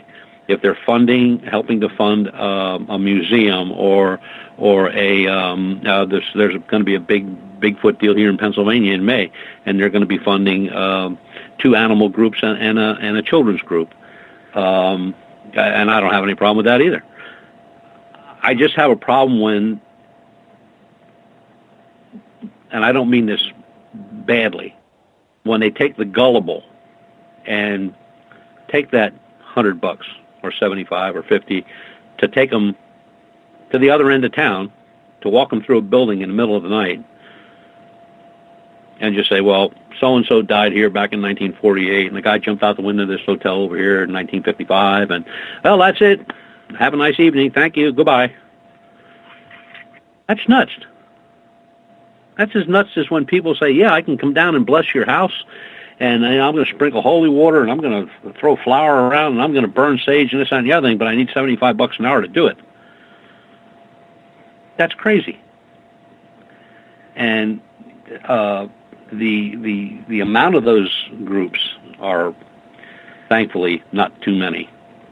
There's a group right now, a crypto group out in Colorado that's they hold cookie sales, bake sales. They're trying to get an office together, in a place where they can hold mini conferences and show people what they're doing, what they're finding in that area of Colorado. And it's everything from petroglyphs to footprints to photographs to old newspaper print, stuff that people probably couldn't find if they looked for it. And they're charging $5. $5. That's great. So they're helping pay the rent. They're helping get their act together, to put something out there for open to the public. And I don't have any problem with that whatsoever. The ones I have a problem with, though, are the ones that pretty much don't do anything but charge an enormous amount of money. There was one in Louisiana a few years ago that was charging $300 to take you to an old prison, to walk from one end of the prison to the other, up the steps, down the hall, down the steps, and out the front door.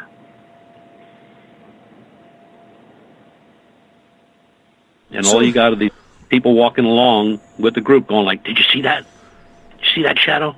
Well, you tell that to somebody who's never seen one, of course they're going to see a shadow. It's probably their own shadow. So some people walk out and they think, whew, $300, that wasn't bad. I got to see a ghost. And you get other people to think about it a minute and go like, man, I could be drunk by now and didn't even spend half that money. So what is your opinion, and when you see these paranormal teams going into a haunted building to use all of their gear to show us that it's haunted? Is that what paranormal is, in your opinion? Well, it is when you're using television. I mean, bills got to be paid, all that stuff. I watched one paranormal show one time, Dave, one time. And the 2 gentlemen are in the house, and you hear this like a marble rolling down the roof, a metal roof, and it hits the gutter, and then you hear it go down the gutter tube, and that's it. And they're both getting really excited. Did you hear that? Yeah, what the heck was that? I think it was somebody up on the roof. Hell, well, did you hear that? There it goes again. And then the pebble rolled. They got ahead of themselves. Trying to scam people and scare people for money is not what it's all about. Everybody should be out for the same reason. I don't care if you're looking for a cryptid or if you're looking for a wolf man or a dog man or a Bigfoot or a flying pterodactyl or a giant snake or a ghost or a UFO or little green men running around your backyard, the only thing you should be concerned about is finding the truth, not making it up. Just find it, look for it, research it, study it, come up with an answer. If it's a good answer, fine. If it's a bad answer, fine again. Not everybody's a rocket scientist. We're all not geniuses. And I'll tell you, some of the best stories I get are from people that have never been involved in this in any way, shape, or form, do it on their own, for their own satisfaction, for their own answers. And I can talk to those people all day and all night and don't get tired of it. I guess where I have an issue is with these paranormal groups, and I think there's some very brilliant people who are working in these fields, but I do have a big issue with these paranormal teams who go into haunted places to confirm it's haunted. Now, I realize they may be looking to stockpile their own evidence, stockpile their own review, maybe to check it out against information that they already have. I get that. Okay, I really do get that, and I can appreciate that. However, at what point do we have to say, what are you trying to solve? And I think that is probably, Butch, and it's not just the paranormal teams, it's the cryptid teams, it's the UFO teams out there who have no idea what they are even trying to solve. Right. And when we bring the mainstream back into it, why would the mainstream take any of us seriously? They have no right to, because they don't need to. Exactly. So what the answer to that is, or my answer to that is, you stay away from those types. You just go do your thing or your little group's thing or your big group's thing, whatever. You do your thing. You set your goal. Your goal is to find the truth. It's not to write a book. It's not to get a 10 o'clock spot on TV. It's not to make a documentary. If your heart is in it and your mind is in it, you want to find the truth. And you want to be able to take that truth and talk to a guy like you or me and convince us that what you got is worth following up on. Or if you already got the evidence, talking to the right people to present a white paper or to send that evidence that you have, whether it's photographic or hard evidence or whatever, to the proper people to get it analyzed. And never send the whole sample. You know, if you're going to send something, you just send a portion. They don't need a lot. And get that satisfaction. That's what it, that's all you're going to get out of this is satisfaction. It's not like I'm going to, have Bigfoot in a cage out front charging people $50 to take a look at him. It's not going to happen. I'd be thrilled just to get a good, steady shot, a good picture, or a good video, or a good 2 or 3 or 4 or 5 footprints in a row that all match, or some scat, or some hair that nobody can identify. Same thing with UFOs. Now there you're kind of tied because unless they're landing in your yard, all you're going to do is have video and pictures, or an entity on the ground. Ghosts, I don't know. There's so many ways they can fool people with that, and it's sad, but they do it all the time. Is it harder to do so in the field of ufology? Yes. Yeah, because, you don't ever have hard evidence.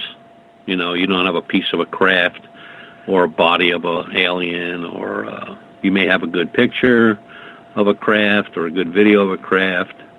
And if it was a landing site, okay, so you may have some type of radioactive activity in the ground, or strong EMF, or burn marks, or stuff like that. But then if you do that, then you have more evidence, because you can take grass clippings, you can take control samples from another part of the area, match them up to the sample you've taken from this alleged landing area, and it's just harder because they're not here.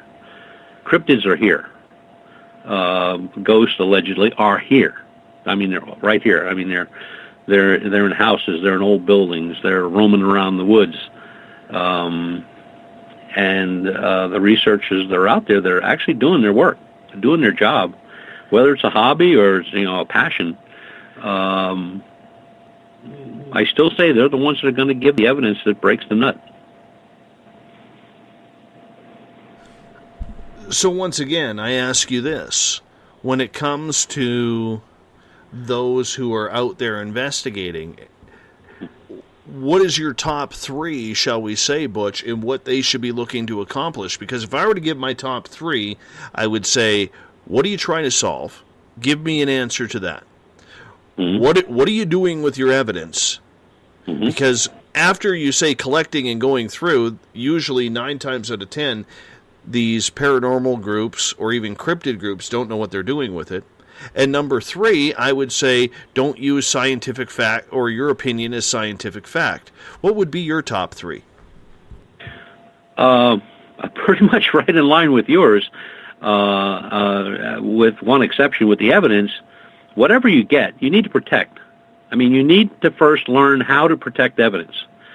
If you would come across say you're out looking for cryptids, and now you come across a pile of bones, and there's some really strange claw marks or chew marks in it. Don't pick it up with your hand. Have a bag with you, a paper bag or a Ziploc bag.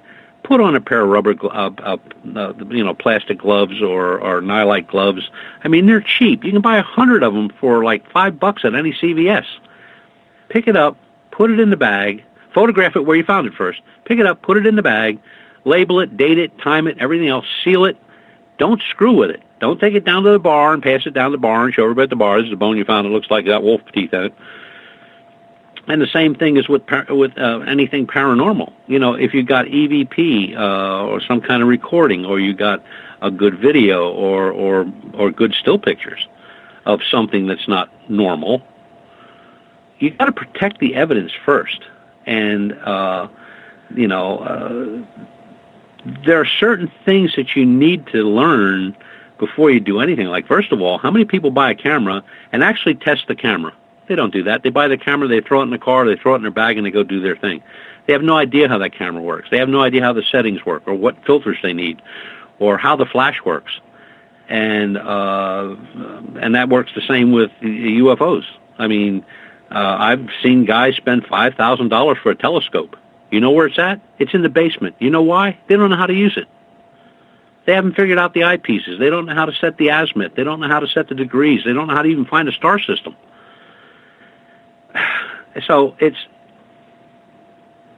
comes down to, that old keep it simple, stupid.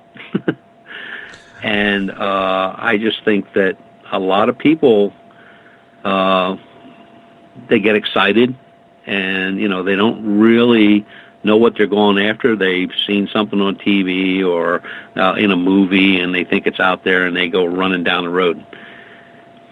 Do your homework first. Everything you said I agree with. I mean, it's basic stuff. It's not rocket scientists that are doing this. It's everyday people that are doing it. You're doing it, I'm doing it, people I know are doing it. They have jobs, some are retired, some are professionals. One guy working on mine. So that doesn't mean he's dumb. I mean, he's come up with some really good ideas on cryptids. And, now there's a guy that has the experience. He knows what a mine is like. He knows what to look for. What dangers are in a mine when you go walking around a mine, or water when you're around water. The safety factors. I mean, there's just so many factors with any of this. I mean, look at these people that go walking around these old homes. They start stomping up steps that could be rotted, and they wind up on the basement floor after they just went through the 3rd floor. And there have been people that have been killed during these paranormal things. They've fallen out windows. They've fallen through floors. One guy got impaled on a fence in a cemetery.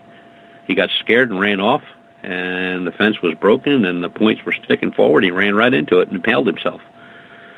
So you got to really it's all common sense, but try not to get run off in the glory and glamour and the spotlight of it. Just keep it simple. Look for what you're looking for. It all comes together. I mean, when I started, I was stumbling all over the place. I was lucky I could find my butt with both hands. But, and read. You know, that's another important thing, read. And not just the books by the so-called experts.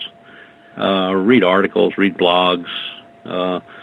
Especially some of these blogs, they have like a really good argument going on, you know, between somebody that found something and somebody didn't find something, or somebody thinks they found something.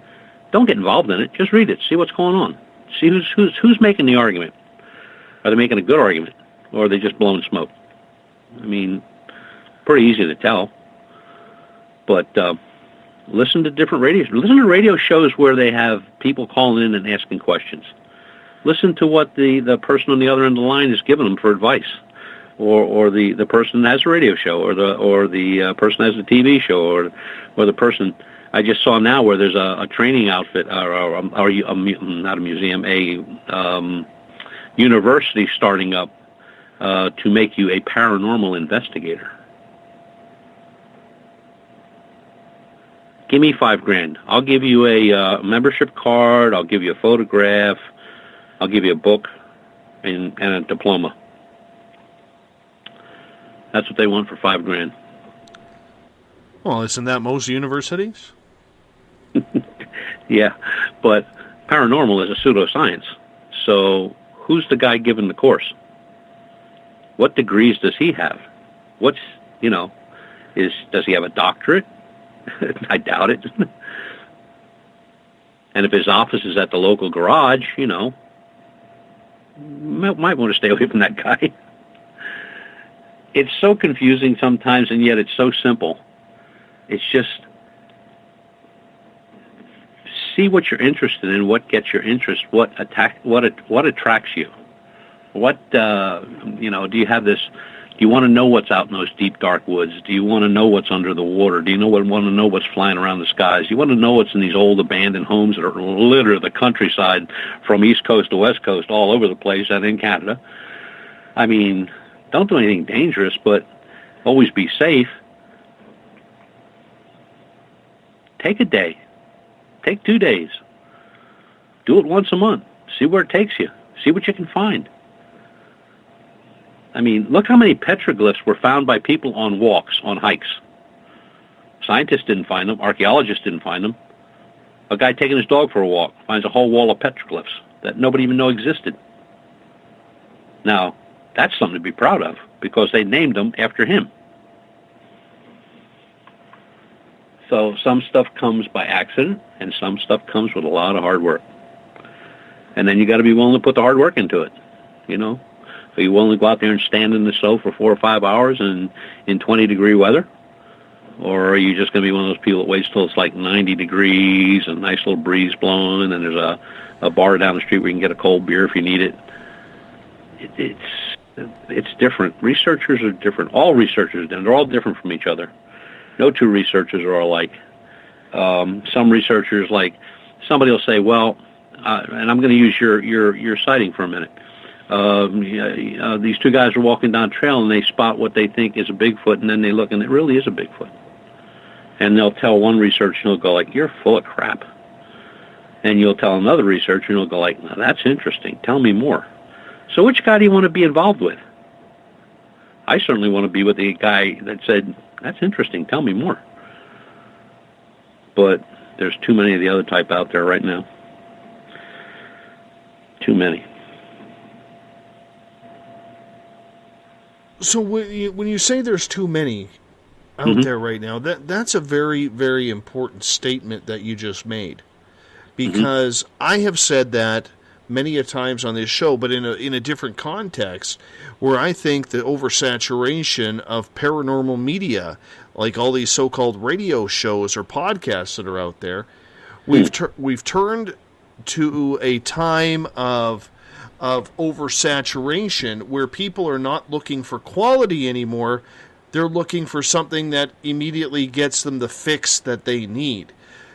Do you think that's happening in the paranormal field as well? And I'm using the paranormal as an umbrella term here, whether it's UFOs, cryptids, or ghosts. Absolutely. I mean, if you just Google paranormal blog post or paranormal blog, you'll get tired going through all the pages. They're out there by the tons. Punch in UFO reports. It'll be the same thing, just tons and tons of stuff. And there are, and I said this a lot of times, I told you this before, there are so many shows out there that are good that you can count on two hands.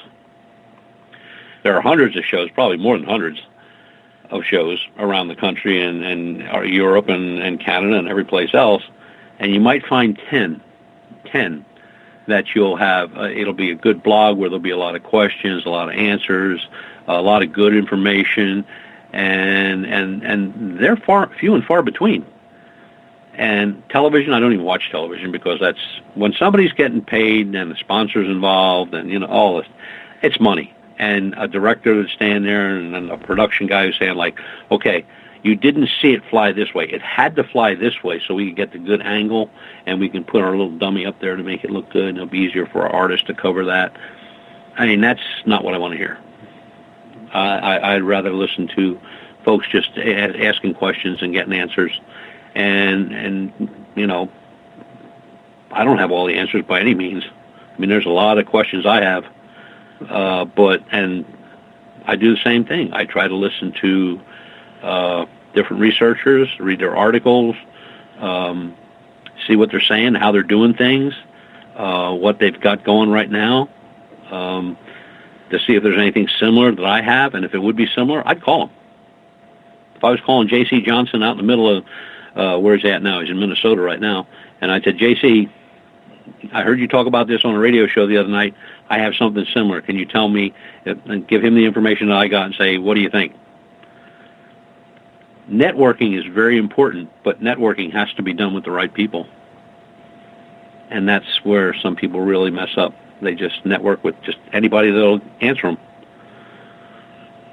No, I understand that, but I know, like in paranormal radio, we work hard here I recognize that everybody thinks we're doing things the right way or they want to be. Our audience is starting to explode, which is an absolute great thing to happen. And it really is a rush to see it happen. But it's tough when literally you have 1,000, 2,000, maybe more of these so-called radio shows that, break everything down. They suit people's times better. And in the end, for a lot of people, they don't seem to care about the quality anymore. Quality has gone downhill. It's about quantity and what suits my need. So, for instance, if I'm a fan of Dogman, there's no way I'm listening to a show that's listening or that delves strictly in paranormal. There's no way that I'm dealing with a show at night that deals with Dogman maybe once a month. You see what I'm saying? Yeah, exactly. Yeah. And there are tons of them. Not so long back, and I mean like 3 or 4 years at the most, to find a Dogman blog spot or a radio show or a YouTube radio deal, one of those things, that was rare. Now, oh my God, they're crawling out under the woodwork. And then the thing that gets me is, and here's where I get a little bent out of shape with these guys, where they come across like they're an expert to get the people to call in and ask them the questions or to get guests on to talk about things that they have no idea about and don't even know who to call to get on the show. And then you get, some guy from East Jabip that, thought he saw a squirrel chasing a Bigfoot one time. And all of a sudden he's got this great story that lasts for an hour. And it was just pure nonsense. It made no sense whatsoever. But they got people to call in or they got people to sign up or register, whatever you do. And I find that very disturbing. You know, if and a part of it is the people themselves. They really got to know what they want to do and what they're looking for. And they need to listen to these shows and make a decision. Look at, are there questions being asked, or people calling in? I mean, if there's a guy on there talking about his experience and he's the guy that runs the show, and there's no call-ins and there's no questions, I wouldn't call that. I wouldn't get back on that channel again. I'd go to another station. And the stations that are out there that are informative, and they're not afraid to ask questions, hard-hitting questions, or challenge a guest on something. I really like those. Or let the guest explain what he means. Where some of these guys, I mean, even some of the really big national shows, yeah, you're going to be on for 2 hours. Well, you're actually only on for 47 minutes. The rest of that is sponsors, or they're promoting their book, or they're promoting a video, or whatever. But the ones where you have, you know, you got a 2-hour show, 1-hour show, 3-hour show, whatever, and you enjoy being on the show, you enjoy talking to the people, you enjoy the questions, the back and forth with people that you're probably never ever going to meet in your life, but they have good questions, or they want an answer to something, and you're lucky enough or dumb enough to actually have done it and say, oh yeah, I remember how to do that, and, you know, and those are very few and far between. There just aren't that many. Most of them are very commercialized. And like I said, if you're going on for 2 hours, you're probably going to be only on the air for 47 minutes. And here's the one that really kills me. When you go on a radio show, or they ask you to come onto a radio show, and they'll say, it goes one way or the other. Either we're going to submit 20 questions to you of what we want to talk about, or you can submit 20 questions to us of what you want us to ask you. Well, if I have a new book coming out, the first 10 questions would be, let's talk about my book. Let's talk about the cover of my book. Let's talk about the guy that designed the cover. Let's talk, I mean, you know, that's nuts. I like the shows where you just call in and it just goes with the flow. Yeah, I know that feeling. I wish I could find one of those. Ain't many of them. No, they're not. But, you know, we'll just take it with a grain of salt. When someone finds me one, let me know. Let me know. Please note my sarcasm there. Absolutely. We're down to about 30, 40 seconds here before we got to go into Breakland once again, my friend. Okay. When we come back, I want to get into some strange things that maybe you've investigated, maybe not. Eric Cooper from Forest Moon Paranormal has actually put a really, really cool question up, and I'm going to hold off on that until we get back from break. But, you know, it makes me think and wonder how much weird and strange is actually out there, and how much of it is actually truth compared to imagination. And on that note, we're going to step out for our final break of the night. You're listening to Spaced Out Radio. Butch Witkowski is with us for one final hour after this. Butch comes on the final Monday of every month in a segment we love to call around here Strange Days. And it's Strange Days indeed. Butch will be right back with me right after this. The SOR Sightlines is a place for you to find answers to your strange experiences. Hi there, this is Mike Schmidt. If you have had an encounter with ghosts, UFOs, Bigfoot, ETs, or anything else that doesn't make sense, head to spacedoutradio.com and file a Sightlines report. All information you give is 100% confidential, and I will personally help you find the answers you need. SOR Sightlines, your answers are a click away. Have you got your Cosmic Passport? If you need one, tune in to Cosmic Passport on Spaced Out Weekend. This is Elizabeth Anglin, ET experiencer, spirit medium, and host of Cosmic Passport. Each weekend I'll be bringing you interviews and support from other paranormal experiencers, and the best in intuitive spiritual guidance from across the globe. It's all happening starting at 9 p.m. Pacific Time, midnight Eastern, on spacedoutradio.com. Hi there. I'm Butch Witkowski, lead investigator with UFO Cop. On the final Monday of every month, you can listen to me and host Dave Scott on Spaced Out Radio's Strange Days. We're going to get to the heart of the matter when it comes to what's happening out there. People are seeing and experiencing things from ET contact to Bigfoot, and I want to hear about it. Your experiences are what we investigators need to help solve these unknown mysteries. So tune in at spacedoutradio.com to the final Monday of every month from Butch Witkowski's Strange Days. Visit purpleplates.com today. For over 40 years, the Purple Energy Plates have been delivering amazing results for their many customers. Inspired by the great genius Nikola Tesla, the harmony, healing, and energetic effects of the plates have proven over and over to be beneficial and often miraculous to thousands of customers. With their money-back guarantee and the many benefits, how can you afford not to get one? Check their site for daily specials and choose from their many energy products. You won't be sorry. Visit them today at purpleplates.com for mind, body, and spirit, and expect a miracle. This is your medium, Joanna, from Spaced Out Weekend, 2 mediums and a large. I would love it if you would come and join us with host James Tyson every other Sunday on Spaced Out Weekend. Together, we will take your calls and your questions live. Our goal is to provide you with a positive outlook on deep questions that you may have. Questions regarding love, relationships, money, or whatever else is on your mind. Come and check us out at spacedoutradio.com. Have you checked out the SOR Spacewire at spacedoutradio.com yet? Every day we post the latest stories regarding the weird, strange, and completely unbelievable. From cryptid and UFO sightings to the conspiracy world, we tackle it all. Hi there, I'm Eric Markham, Spaced Out Radio's news director for the SOR Spacewire. And if you have a story, I want to hear it.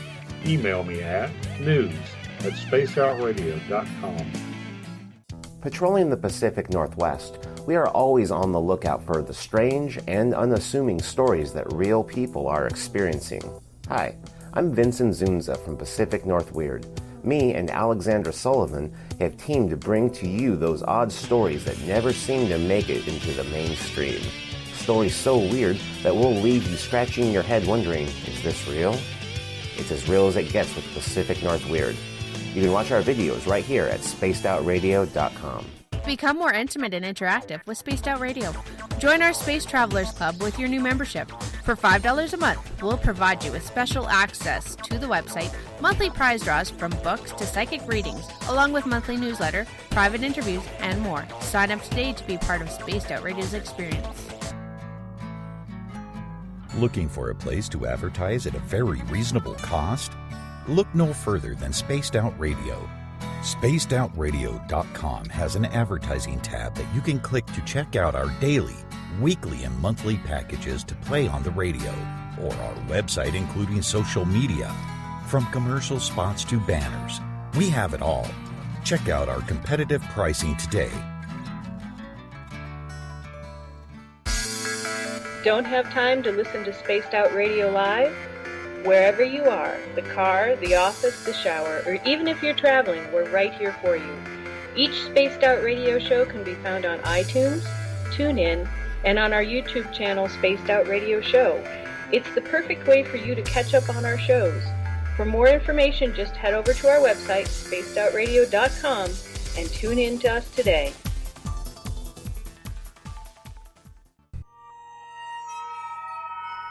You hear footsteps in the empty room above you. A rocking chair begins rocking by itself. Don't be afraid of the things that go bump in the night. Reach for Spirit Storybox, the iPhone app the Huffington Post UK called the only ghost hunting app you will ever need. Spirit Storybox. The spirits are telling their stories. Are you listening? Strange creatures lurking in the night, the sounds of wood knocking in the forest, odd happenings right out of a fictional world. These are the reports I love. Hi there, this is author Ronald Murphy, and I would love it if you join me and Spaced Out Radio host Dave Scott the second Wednesday of every month on our journey into the unknown land of cryptozoology at spacedoutradio.com. From Mothman to Frogman and everything in between. Hey, they don't call me the crypto guru for nothing. Did you know that Spaced Out Radio runs 7 days a week? Hi, it's James Tyson from Spaced Out Weekend.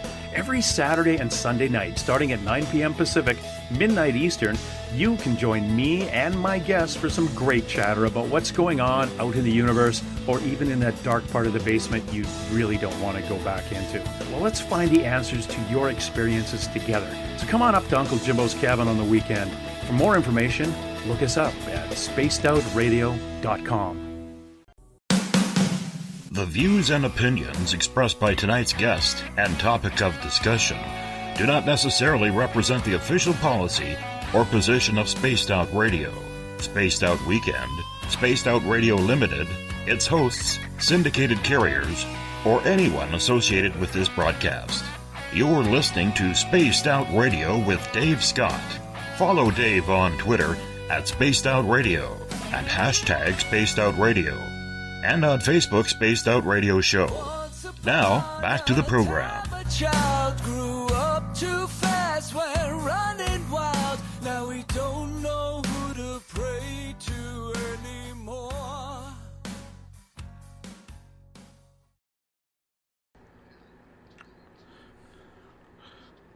Welcome back to the final hour of Spaced Out Radio tonight. I am your host, Dave Scott. Good to have you with us.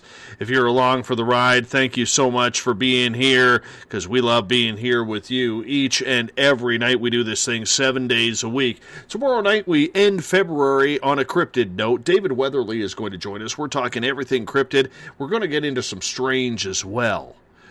Talking black-eyed kids.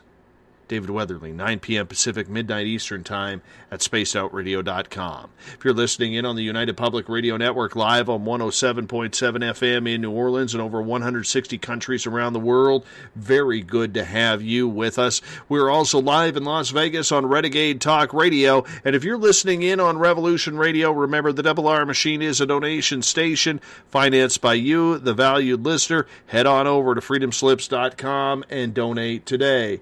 Bill Cardwell has set the password for tonight, the SOR Space Travelers Club. Nobody but Jeff really knows what it means. Nudisturgeon. Nudisturgeon is your password.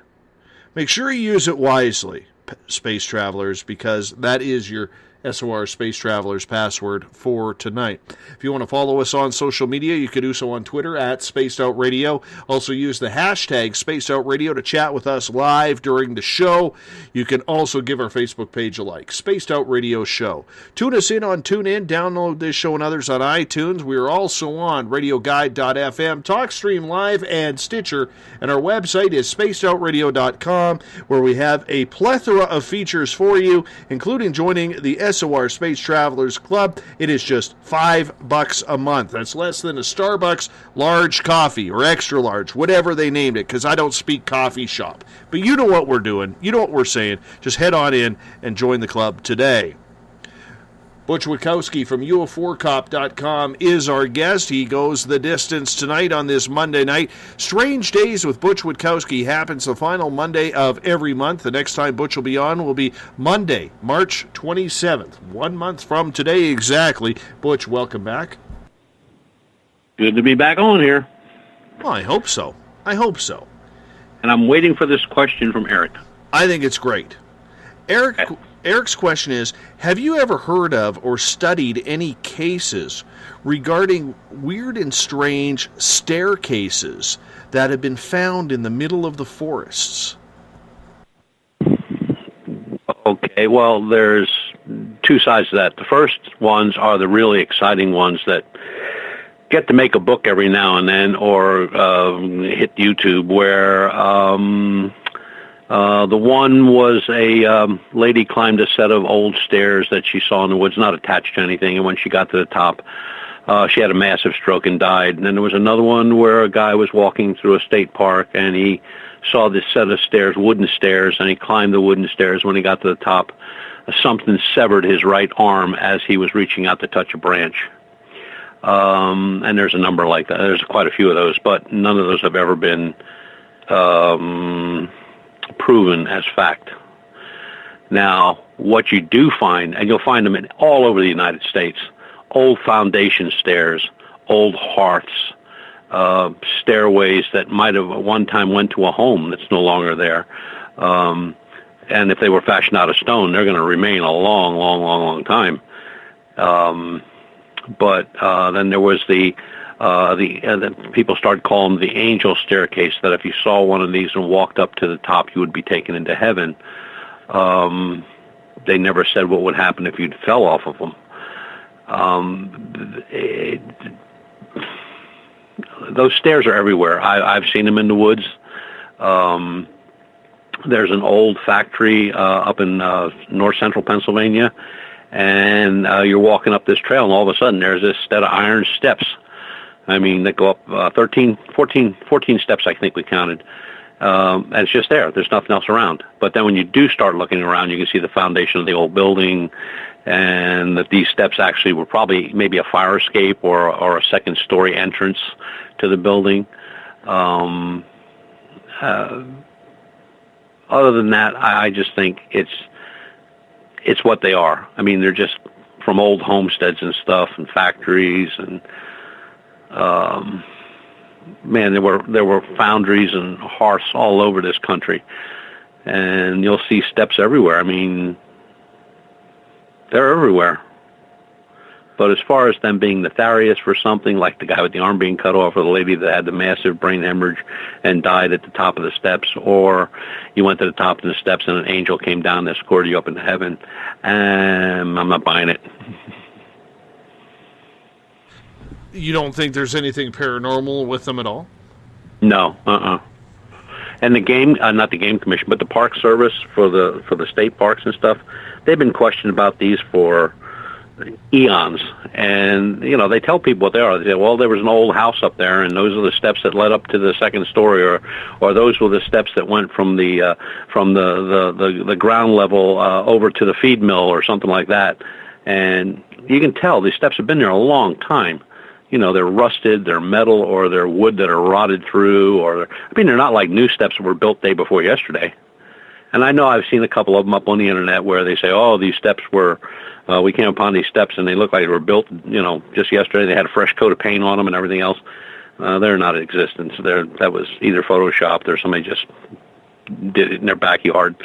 But no, I've never seen any case that was proven to be true, especially the ones where there were injuries or death. And some of them were they were horrifying.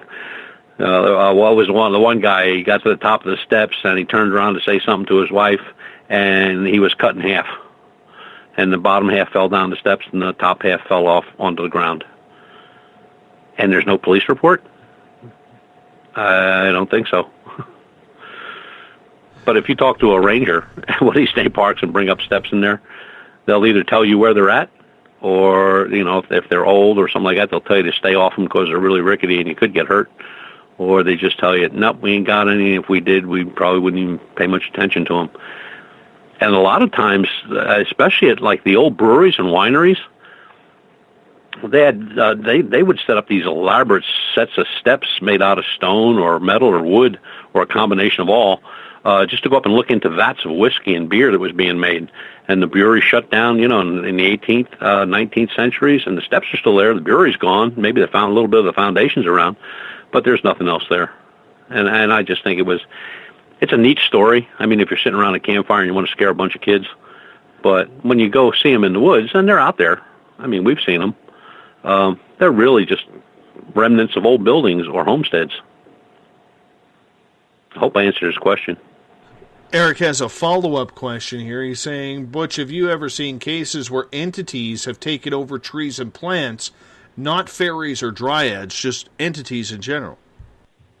There is a ongoing case right now in Minnesota area, and they had posted some pictures to different researchers. I'm assuming they're still there. If you look up Little People of the Forest, the pictures may still be there, but a lady was taking a picture of a researcher as he was doing something, and she caught this little, maybe 3 foot tall, kind of druid-looking thing in the grass, and she got like 2 or 3 pictures, and they did post them. Yeah, you try finding them if they're still there, and that was only about a year and a half ago. What's your thoughts on the little people? Like anything else, I mean, we don't know everything. We don't know, hell, how much of the ocean have we explored so far? I mean, there's parts. I know the answer to that. Sorry to cut you off. I know the answer to that because I just checked out. It's less than 5%. Yeah, and, there are parts in the United States where no man has ever stepped foot, ever. The Selway Wilderness up in the Montana area. I mean, yeah, it's great hunting, and there's a few little towns there, and they're very well known, and they got hospitals and they got everything else. And then there's parts of that wilderness area that nobody's ever been in, ever. They don't even know how to map it, because when they take flights over it to photograph it, all they're photographing is the top of trees. They can't see any lanes or walking paths or anything. So how much of this country is undiscovered? Not only above, but underneath. I mean, they have caves. Here in Pennsylvania, we have a number of caves. Virginia has a number of caves where they're pretty much endless, that nobody's ever gone to the end. They went so far, and they just went like, okay, enough's enough. So what happens if you go any further? So instead of going in 2 miles, maybe it takes you in 6 or 8 or 10 miles. Nobody's done it. And there's a lot of strange mysteries in this planet, especially, probably right in our own backyards that we just don't know about. I mean, I'm sure there's parts of Canada that no man has ever walked in, or First Nation. They're just so out of the way, and there's nothing there. Hell, you got islands up in Canada that people have never even inhabited, ever. They're just there. There's no way to get to them other than, if you want to paddle a boat or, really go out of your way to get there. And when you get there, probably the only thing you're going to see is maybe a bear or two and some great fishing. Yes. And you know what? It's not actually that far out of reach for a lot of people around here. You know what I'm saying? Like it happens quite a lot around here. Mm-hmm. And that's just in British Columbia. The further north you go, it gets a little bit more interesting. So, let me ask you this. Getting back to what we talked about at late in the last hour, okay, we talked about these paranormal teams who are going to all these paranormal tourism situations, and we can agree that paranormal tourism does have its place, especially for people who are, really trying to figure out what is going on and they want that experience. Do you think that it is imperative that we as a paranormal group or society start investigating places that have never been investigated, find that virgin territory to see what's there, or does it really matter in the main idea of investigation? Oh, I think that'd be fascinating. Who knows what you'd run into? I mean, just some far-fetched stuff like suppose you went into a place that nobody's ever been into before, and you run into or find a village of folks or ruins of a long gone group. I mean, there's just so much out there, and it's such a vast area. Oh, I think that'd be fascinating. I'd jump on that in a minute. Mm-hmm. Is it still worth doing, though, Butch? Considering, and I guess the reason why I ask, part of my thing when I look at the paranormal teams, we still, for the most part, don't have an answer as to what they're looking for. Right. And I think that's what gnaws at me, and I just can't let that go. I just can't, because I want to know what these people are trying to find. I want to know what they're trying to solve. And for the most part, I just don't see a lot of these groups having any understanding whatsoever as to what they are supposed to be trying to find. And so is wasting money then, never mind on the technology, but traveling to what could be uncharted territory, because I'm pretty positive there's probably areas in the north from Montana all the way to Michigan that just have not had a soul check them out. Yeah. And, well, I guess that's where the adventurous spirit and the need to know comes into play. I mean, even a state like Pennsylvania, I mean, there's areas where people don't go, never went. Where was it just not too long ago? And I believe that was it might have been in Colorado, where they were doing an archaeological dig, and a park ranger turned around and found an 1889 Winchester leaning up against a tree. And they have no idea where it came from. They tracked it down to where, where it was sold and all that stuff, but not to who. And they're just trying to figure out how it got there and why it's there. There were no bones or anything found. There's just this Winchester leaning up against a tree in pretty decent shape. And they figure it's been there probably since that time period. So, I guess that throws up the difference between the archaeologist and the treasure hunter and just that person that needs to know what's out there. Or are we looking in the wrong place for things? And as far as, the ghost people, I think their biggest thing is to prove some type of connection between now and the afterlife. Do people actually come back to check on the family, or to let their friends know that they're okay, or they're in a better place, or there's so much spiritual and wanting to be in touch with the other side that it is it keeps people busy. It really does, and I think a lot of people are looking for that connection. They want to talk to mom, or they want to talk to their grandmother, or maybe that long-lost uncle that they never met. They'd just like to say a few words, or, it just gets so involved.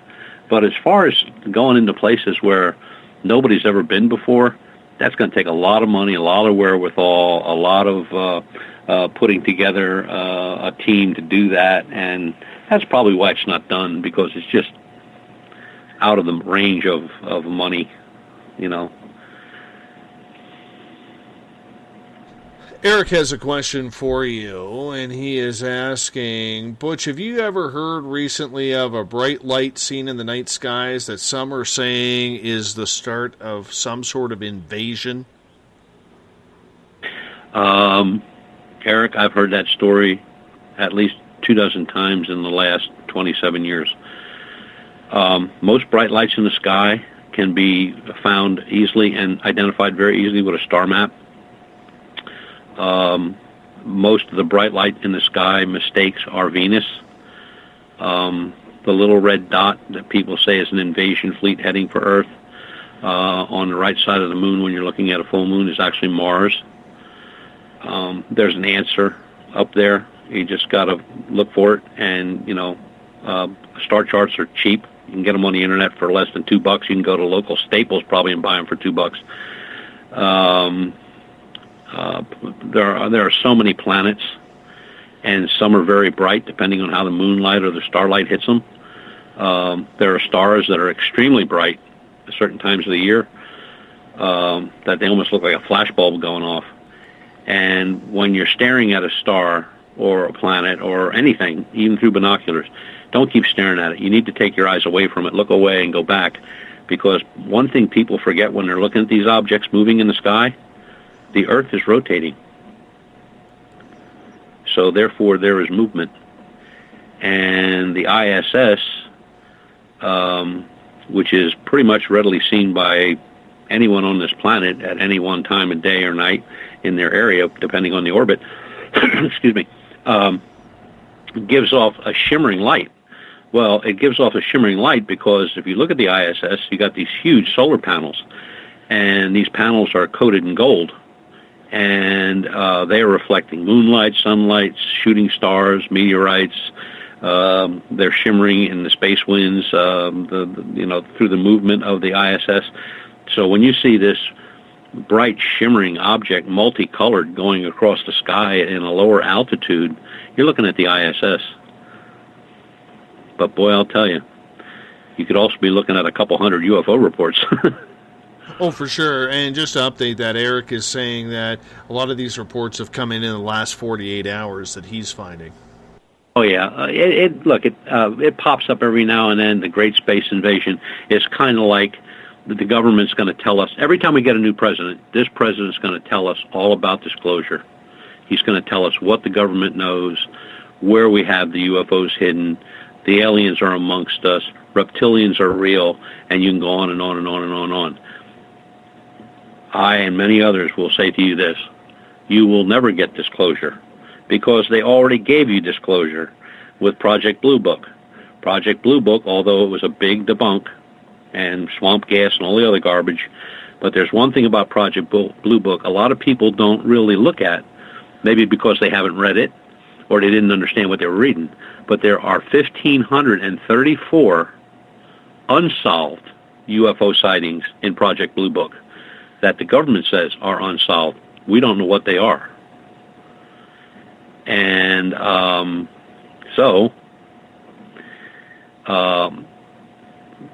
actually, when was the last time anybody heard the government debunk a UFO sighting? They don't even talk about it. But why is the FAA and not the government in charge of receiving UFO reports from pilots? Look, we know they're up there. They know they're up there. What they're doing, who they are, why they're up there. They've been here for a long, long time. Did they have some kind of interaction with ancient civilizations? Yeah, possible. Are some of the hieroglyphics in the Egyptian temples that now match up to helicopters and planes that we fly today? Are we them? Are they us? I mean, you can go back and forth on that battle for years, but as far as the government making disclosure, not going to happen, because they'd have to admit to lying for the last, 55 years? And they're not going to admit that. And, disclosure is whatever people want to make it. And I think it's already been told. I mean, look, people see stuff. I've seen stuff. I'm sure a lot of people on your station right now have seen a lot of stuff in the sky they can't explain. But just it's simple mathematics. When you see something that goes from horizon to horizon in less than a second and a half, and it's zigzagging or it's turning colors as it's going, nobody on this planet has anything that can do that. First of all, to go from horizon to horizon, and these things have been clocked at 50, 60, 70,000 miles an hour. We don't have anything that goes that fast. And then they'll stop and make a right turn. Do you know what would happen to a pilot at 30,000 mile per hour? At 10,000 mile per hour that would stop and turn? You'd pick him up with a sponge. And, I still think there's a possibility that, yeah, they played a part in the civilization as we know it now. I mean, it's just goofy. I just don't think it's going to happen. Do you think, though, that of all those aircraft that are flying in the sky, and a UFO is an aircraft, how much of that is actually our technology, in your opinion, compared to others? I think a lot of what we see is our technology. Look, the U-2 was flying since the 50s. People didn't know about the U-2 until the late 60s.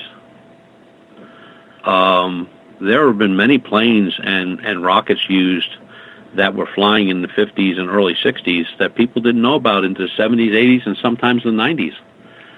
Technology that was not shared, and it was not shared for a reason. They didn't want the enemy to get that kind of information and know what we had. And I think they have stuff flying now that this upturn of triangles all of a sudden in the last 4 or 5 years. I mean, they're big, they're black. Could they be a drone? Absolutely. Why not? Could they be the manta ray shapes that are being seen? Could this just be another development of a different type of drone? I mean, they can do stuff with drones from guys sitting down in Florida, and they're flying this thing over, Afghanistan or someplace else, and the guy's sitting in a chair in Florida, stateside, and he's flying this thing all over the world. The ones that, like the Belgium Triangle, that case, that to me is probably a good one, because the photograph that was taken in that day, there was no technology for that. It was a good photograph. Nobody could debunk it. I mean, it was a 35 millimeter. It wasn't digital. It had that triangle shape, but not like today. The ones that today, they're a true triangle. And some are very fast moving, and some are extremely slow moving. So if they were being jet propelled like some of the drones are, they're going to be a fast mover. And if they're propeller driven like some of the drones are, then they're going to be very slow. And you're not going to see the propeller, not from that height. I mean, at 5,000 feet, you wouldn't see a propeller on a plane. If it had 5 of them, you wouldn't see it. So, it's funny that all these drones are only kept at, like 4 or 5 different bases throughout the United States where they're being developed. And, when the U-2 was developed, I mean, those planes were on a drawing board, and they were in comic books, they were in cartoons. People didn't even know they existed, but they were up flying for years and years and years. So in your opinion, what replaced the SR-71?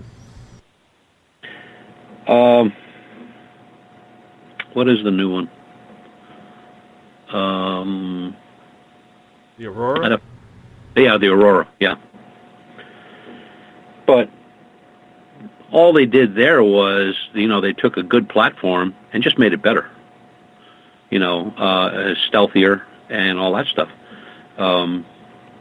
Look at the bomb. Look at the B-1 bomber. I mean, that type of a flying wing technology was back in 1939, 40, 41, somewhere like that, and the Germans had it. The Wunderwaffen were flying those planes with jet engines, flying wing. Then we tried the flying wing in the early 50s, but it was propeller driven. And then that didn't work out too well because it wasn't stable, so they went to the jet powered, and then that dropped by the wayside. And it was there, and then it wasn't anymore. And next thing you know, you got flying wings all over the place. The technology's always been there.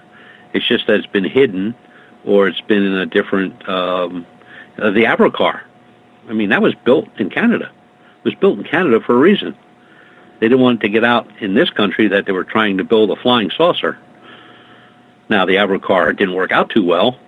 I think it only got like 8 foot off the ground, and it was propeller-driven, a turbo propeller-driven, wasn't too stable, and they didn't dare put jets in it because they almost killed the 2 pilots that were in the first one, so. But even that area where the Abrocar was built, and I can't think of the name of that Canadian military base, that doesn't even exist anymore. That's gone. That's just, the whole base is just gone. All you go there and find now is trees. So when you look at the technology that has happened, and you mentioned you don't think disclosure is going to happen, I like Dennis's comment here at hashtag Spaced Out Radio. Disclosure equals class action lawsuits. Do you see all hell in a handbasket breaking through if that happens? Oh my God! It would affect everything. It would affect religions. It would affect academia. It would affect the military. I mean, it would affect the general populace. I mean, it would affect everything. Class action lawsuits. That would be like, whew, we don't have that many lawyers, thank God. But yeah, that's true. It would affect everything. Nobody would believe. I mean, if that was all came out, that all this stuff was actual, there were aliens living here, there were men in black, there was this, that, and the other. Nobody would believe anything, ever. I mean, ever. The government could say whatever they wanted to, and nobody would pay any attention. Academia would be shot in the ass because they'd be proved to be liars. Religions, the same thing. Especially if they said, well, the aliens actually built the pyramids, and they built the Great Wall of China, and they built this and they built that. They built in South America all these pyramids in South America, and the different tribes. They were all controlled by aliens, or they were aliens. I mean, that's your brain would explode. So everything you ever learned or were taught, you just throw out the window because there was no proof to it or no truth to it. And that would be probably the way it would end up. I guess the way I'm looking at it is when I look at disclosure happening, and I don't think it's a good idea, even though I do want to see what happens. Curiosity would kill this cat, but the lawsuits in general, I think you would have a lot of suicides. I think you would have a lot of people going into an anarchist type mode. I mean, we see what's happening right now in countries when people aren't getting what they want. They seem to be terrorizing absolutely everything. I think the biggest issue, though, not to make this a whole religious context or anything, but people turning their back on religion and seeing what all these different religions would have to say about it. I mean, let's remember, there's over 5,000 religions on this planet. And, to hear what they would say or how they would try and cover it up or something along those lines, I mean, we could be in some grave danger if all of a sudden religions come out and say, well, what we think is God isn't real. We've been fooling you for literally thousands of years. It could open up a Pandora's box, I guess is what I'm saying, and there's no end to it. And it could really, really do more harm than good if we were to find out that disclosure is true, that we have had alien contact for centuries. And back in December of this year, of 2016, you had the Pope say that full alien disclosure from the Vatican is just a few months away. From the Vatican Observatory, they were going to hinted, and he's done it multiple times in the past, and so has pretty much every pope, that the Earth has been visited by aliens and has, promised full public disclosure at some point in the future. Has it happened? No. I mean, the last pope said it, the pope before him said it, the pope before him said it. I mean, everybody says it, and then people they kind of relax about it, like, oh, finally it's going to happen. Then they forget about it, and before you know it, another year or two has gone by, and somebody else brings it up, and it starts all over again. The Disclosure Project, that's been going on since, oh my God, the 70s. Elaine Douglas, Stephen Bassett, I mean, these are people that have been pushing disclosure for eons. Now, Elaine's dead, Steve's still at it, but there's good people trying to get the answer out, and they're not getting anywhere. And they've spent tons of money. And the X conferences that Steve was putting on, and the panels that he was putting together to go before senators and congressmen, and everybody said, oh yeah, we'll look into it. I think you're on the right track here. We'll make sure this happens. And that's the last you hear of it. It's gone. And then, a year or two will go by and something else will pop up, and here we go again. We're all going to gung-ho and go after this, and we're going to get the answers. And it's just not going to happen. I guess when I look at it, when it comes to the whole religious aspect of it, and more so the governmental aspect, the fact that we could catch organized religion lying about this, governments lying about this. I mean, there's a lot of witch hunts, no pun intended, that could go on if we find out that, let's say, the 6 living presidents all knew about this, or that, governments have known about this for years and been suppressing their citizens in what's supposed to be a free country. What about people who are alien abductees? Do they now have lawsuits because the government knows about this?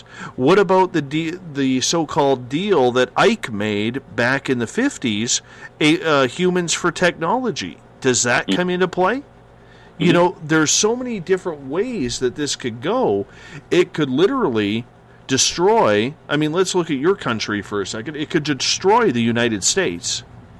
Oh, yeah.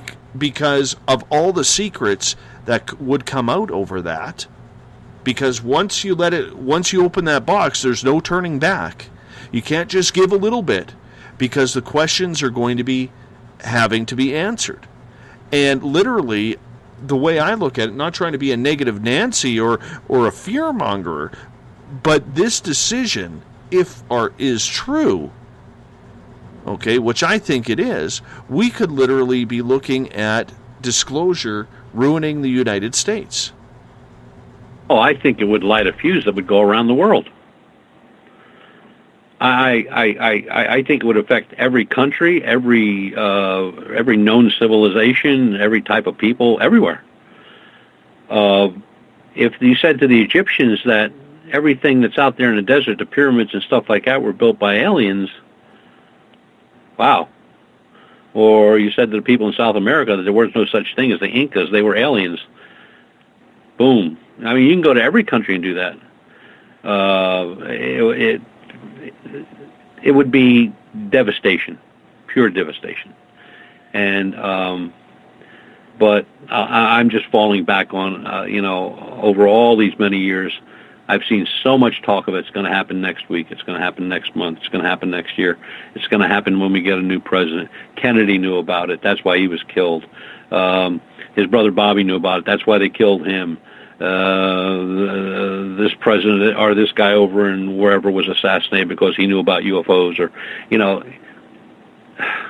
but until some president gets up on a stage and peels off the human-looking face and stands there as a reptilian, I don't think it's going to happen. And that's probably what it's going to take. No, and I fully understand and agree with you on that. But the reason why I'm pointing my finger at the United States isn't anything to do with the country per se, okay, because I'm a big fan of the U.S. You have two of my favorite things there, Las Vegas and Disneyland. And, never mind all the women on the beaches. I'm okay with that. And I'm okay with football as well. But I guess the way I look at things is, if it were to come out, Butch, and let's be hypothetical here for a second. If it were to come out that back in the 50s that Ike did make a deal, extraterrestrials technology for humans and animals, in your opinion, what kind of Pandora's box does that open? And have you, as an investigator, ever taken the time to really delve into that thought? Yeah, I have. And I got to meet one of the fellows that was at Holloman Air Force Base the day that happened. Unfortunately, he passed away from cancer 2 years ago. He's a great guy. But he swore and declared, he said, it happened. He said, that was it. He said, 2 craft came down, the plane landed, everybody was told to look away from that section of the field. He said, he was a medic. He was in a different section of the building where he could look and nobody would ever see him. And he said, I saw what I saw. That's it. He said he was there. He went on that ship. He came off that ship with a couple officers, and they took off, and then he took off, and that was the end of it. And the story was, when they couldn't find him, he was out playing golf in California.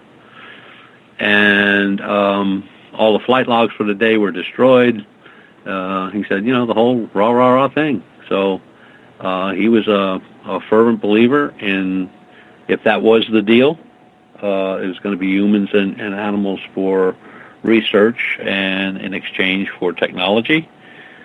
Okay, but then, when you think about technology, look at how far technology has come in just the last, say, 40 years. You got not only microwave ovens, you got convection ovens, you've got, you can throw out your television set, your computer, your stereo system, your whatever, throw it all away and go down to the local store and buy yourself a new Samsung Galaxy that does all that. A phone. Can you imagine the technology that they have that we don't even know about yet? And that's the whole point. Mm-hmm. That is the whole point. How many of these deathbed conventions, like we heard Ben Rich saying before he passed away, that mankind doesn't even know that we are 800 years advanced in technology. Yeah, you know, that's scary. You know, when Ben said that, you know, we can do anything. We can go to any planet. We have the wherewithal and the knowledge and the devices to do it. I mean, why would that guy be lying? You know, they weren't going to kill him off. He was already on his way out, but I guess we'll just have to wait and see like we always do. It always seems like we wind up doing that, doesn't it? So in the end, is it safer to say that disclosure shouldn't happen out of the safety of the citizens of the Earth, or vice versa? No, I think that's the main reason why it's not going to be disclosed. I mean, they're fearful of what the people will do. Look, people have been pretty complacent for the last 30, 40 years. You know, anything the government said, they bought. You know, from wars to budgets that failed, failure to take care of the medical things, runaway prices with vehicles and medicines and whatever. You know, I spent 15 days in the hospital 2 years ago for an issue, and I saw that bill. Now, it didn't cost me anything because I have insurance, but the bill was $85,000. And I didn't get any food for 15 days. I didn't get any water. I didn't get anything because it was a pancreatitis and a couple other things, so I couldn't have anything. So they didn't even feed me for 15 days, and my bill was $85,000.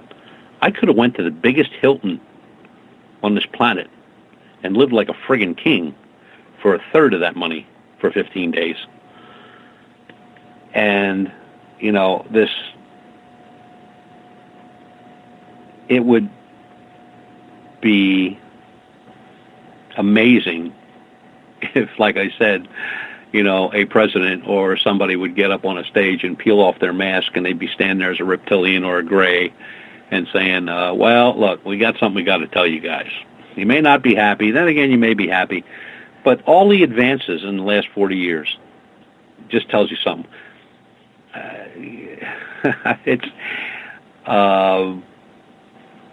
Who would have thought that you could carry all those things that you had as a child? Your record player, your telephone, your television set, your stereo system, your mail, your books, everything in a little device that fits in your pocket. And they advance them every year. Every year something new comes out. They get better and bigger, smaller and better and faster. And there has to be somebody giving somebody some information, or has given somebody some information, or the man was right. We're 800 years ahead in technology, and we're just putting it out there sparingly. Cancer? To be a fly on the wall, right? Fly on the wall. It's like cancer, these uncurable diseases, whether it's an infant in a womb or it's an elderly person with Alzheimer's or cancer or look at prosthetic limbs. They got prosthetic limbs now where a guy who's, you know, had a back broke or whatever the case is, can't move, can't do anything. Now they put him in an exosuit and he can get up and he can walk along with you in the park. And they say in the next 2 years they'll have that suit that developed, that lightweight, that he'll be able to ride a bicycle next to you on a path. Well, and you won't know the difference. And, you know, if it was all mankind and it was to benefit, you know, to benefit people with all these issues, whether it's a child in the womb or whether it's an older person with Alzheimer's, and if we ever found out that they had all this technology for years, whew, it's going to be a nasty day. I mean, if they think that when the kings and queens over in France were lined up and taken out to the guillotine, whew, that's going to be like a Sunday school picnic. Mm-hmm. I have a question from Eric coming in. Different Eric this time. Okay. We call this one the preacher. Oh. He is asking, Butch, do you know anyone who has ever gone to the Donner Party site to do an investigation And if you're unfamiliar, or listeners like me who are way too Canadian or unfamiliar with it, it's a famous tragedy. The party of early settlers got bad advice about crossing the Continental Divide on their way to California, ended up snowed in and then eating each other. They sure did. There was, a matter of fact, I think that documentary's still up. There's a documentary on YouTube that I think was done by National Geographic. It's a little over an hour long, and it's called The Donner Party.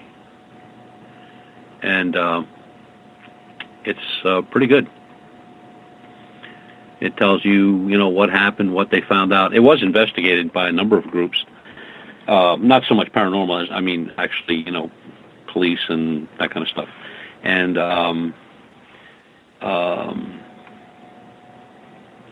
I never followed up on it because I'd seen it many years ago, but there was one member of the party that was never, ever found. Ever. They don't know what happened to him or where he got to. And the site of the where some of the bodies were found. And when you look at that, and you look at the Argentine soccer team that wound up on the mountain, wound up eating their buddies to stay alive. Cannibalism goes back a long time, and it's not so much that it's in those days. There's sailors at sea recently that 4 sailors got in a boat and only 2 come home. And they finally break down and say, well, we ate them, The Dyatlov incident, that's another one. That still fascinates me. I keep looking at stuff like that for that particular incident all the time, hoping that there's going to be some new information. Because the reason, the actual cause of death was just stupid. An unknown force. That's crazy. What's an unknown force?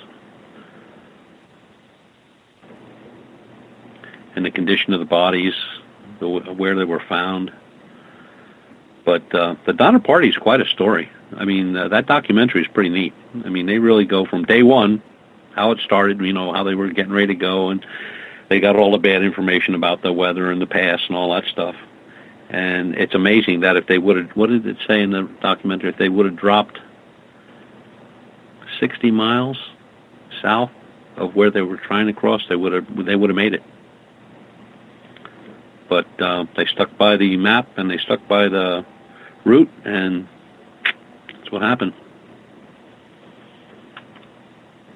Kind of a sad story. It really is. It really is. We had a gentleman you might want to talk to. He's an author. He's done 2 books on the Dyatlov Pass.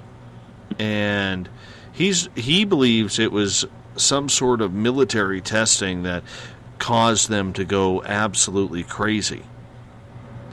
And that's how they died. He doesn't believe it's anything alien or supernatural like the Yeti or anything like that. I think it was military. You do too, I think the military was probably testing something and it got out of control. Or they just used them as test dummies.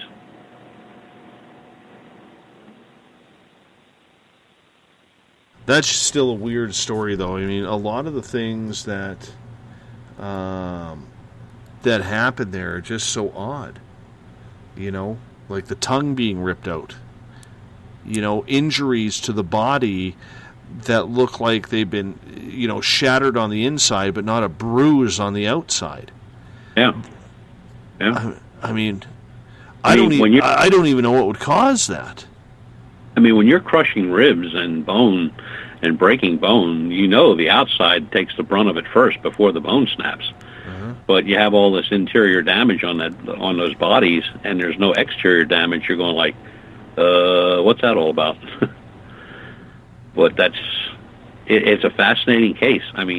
It's one of those cases where, the first time you read it, you go like, oh man, that really sucks. And then you read it a second time where you start to go back and read certain parts of it and you go like, oh, wait a minute, how'd that happen? What's up with that? And of course, the autopsy reports being missing, and the lead investigator on the case, while the case is active on the scene, he decides to nah, I don't want no parts of this, and he backs out, and then the military takes over.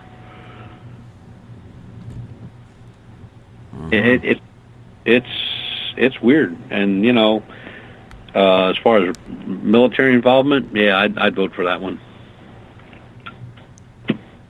Yeah, I'm still not sure. I'm still not fully convinced. Yeah, especially when the cause of death is they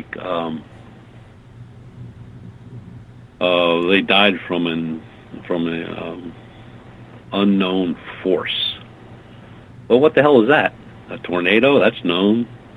Rocket? That's known. Bomb blast? That's known. So what are you talking about here? But that's weird. It really is a weird case. It's almost like it was some sort of shock wave or something that just crushed everything around. Yeah, it could have been. I mean, they could have heard something coming, and that's why they bolted out of the tent instead of going out the doorway. They went out the side. They took off in all different directions. They didn't stay together. The one guy runs into a tree in the night and fractures his skull. He runs into a tree, fractures his skull, and the skin's not broken. Mm-hmm. Hell, I hit my head in the cabinet a couple weeks ago, and I was bleeding like a stuck pig. A little itty-bitty scratch. And black and blue for a week. I understand. As someone who is injury-prone, I fully understand with that. Yeah, I fall into that category, too. Don't feel bad. If there's any way I can hurt myself doing something silly and stupid or just plain everyday things, I'll do it. Mm-hmm. I hear you. I lost count of stitches, broken bones, and all that stuff many years ago. Mm-hmm. Let me ask you this, as we only got about 3.5 minutes left with you tonight, my friend. What's on your agenda for Euro 4 Comp coming up here?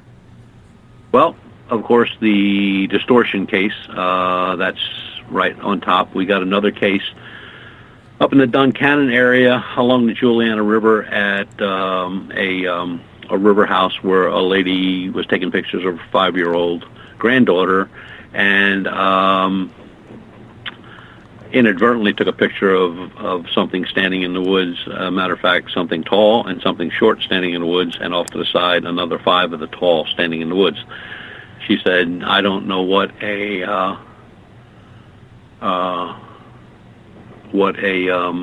Bigfoot looks like. She said, all I know is these things were standing on the other side of the creek. She grabbed up on the daughter and took off. Wow. So that sounds like one right up my alley. So I took the preliminary report, I believe it was last Thursday, and we have another case out in above the Tuscarora State Park, which is in our Lichen Loop. I'm going to try to put the two together because I can drive to one and keep going another 25 miles. I'll be at the other one. So right now it's just really logistics and, see what we can come up with there. We'll have to do that. And in the UFO field, anything happening there? Still working on one case. The guy's got a great picture of a triangle, and it's right where I've had other triangle sightings. But his is really clear, really well taken care of. He braced himself when he took the picture. It's not fuzzy. And I tried to take it apart, and I can't. And right now I'm just waiting for an addition onto one program I have that will allow me to take it and blow it up to 2,000% without distortion. Right now I can go to about 1,000, and then I'll get distorted. But this should be able to take me up to 2,000%, which will really probably put me on top of it. And I can really take a good look at what I'm looking at. Mm-hmm. I look forward to that. Plus, we got the cases that come in on a daily basis almost, and a couple neat conferences coming up that we'll be attending. Lon and I will be attending. Working on a couple cases for some outside investigators that aren't involved with us, but we know them. We've worked with them in the past, and we're helping them out because the cases are close to us, and they don't have to travel halfway across the state to get to them. And then we got some stuff going on up in north central Pennsylvania, more northeast. It's within the Lichen Loop, but strange sounds coming out of the forest. And that report was put out by one current police officer. As a matter of fact, he's the head of a SWAT team, and the other police guy is a chief that retired.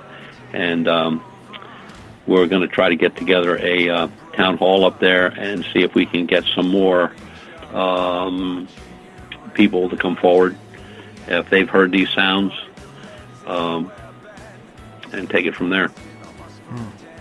On that note, my friend, it's time for me to say goodnight to you, and we will see you again on March 27th, the last Monday of March. Butch Witkowski from UFOcop.com. Thank you once again for being with us, buddy. Always a pleasure, you know that. Absolutely. You hold on here. I'm going to wrap this thing up. If you're listening in on the Spaced Out Radio side, you are listening to Mr. Ron Bumblefoot Thal. He is our official music of this show. He rocks us in and takes us out every single night with a little Brother Is Watching song. Love this one. Tomorrow night on the show, David Weatherly joins us. We wrap up the month talking cryptids and black-eyed kids. It's going to be a good one. 9 p.m. Pacific, midnight Eastern time. It's when we fire this bad boy up at spacedoutradio.com. Make sure you click on our links. Make sure you share them. Make sure you spread the word of Spaced Out Radio, because we are everywhere. On TuneIn, on Patreon, TalkStream Live, Stitcher, Spreaker, iTunes, and of course, our website, spacedoutradio.com. Thank you all for joining us tonight. It's been a lot of fun. I appreciated this. I got to tell you, I was in the doldrums today, but you guys brought me out of it. Thank you so much. That's what I love about all of you. We'll do it again in exactly 21 hours from now. I hope you take the time to join us as well. It's going to be a lot of fun. Aussie Andy in Australia, make sure you let us know how tomorrow is, because I always got to know, you live in the future down there. So let us know if we survive tomorrow. We'll talk to you all tomorrow night. Have a good one. I am out. Mr. Bumblefoot, take us home.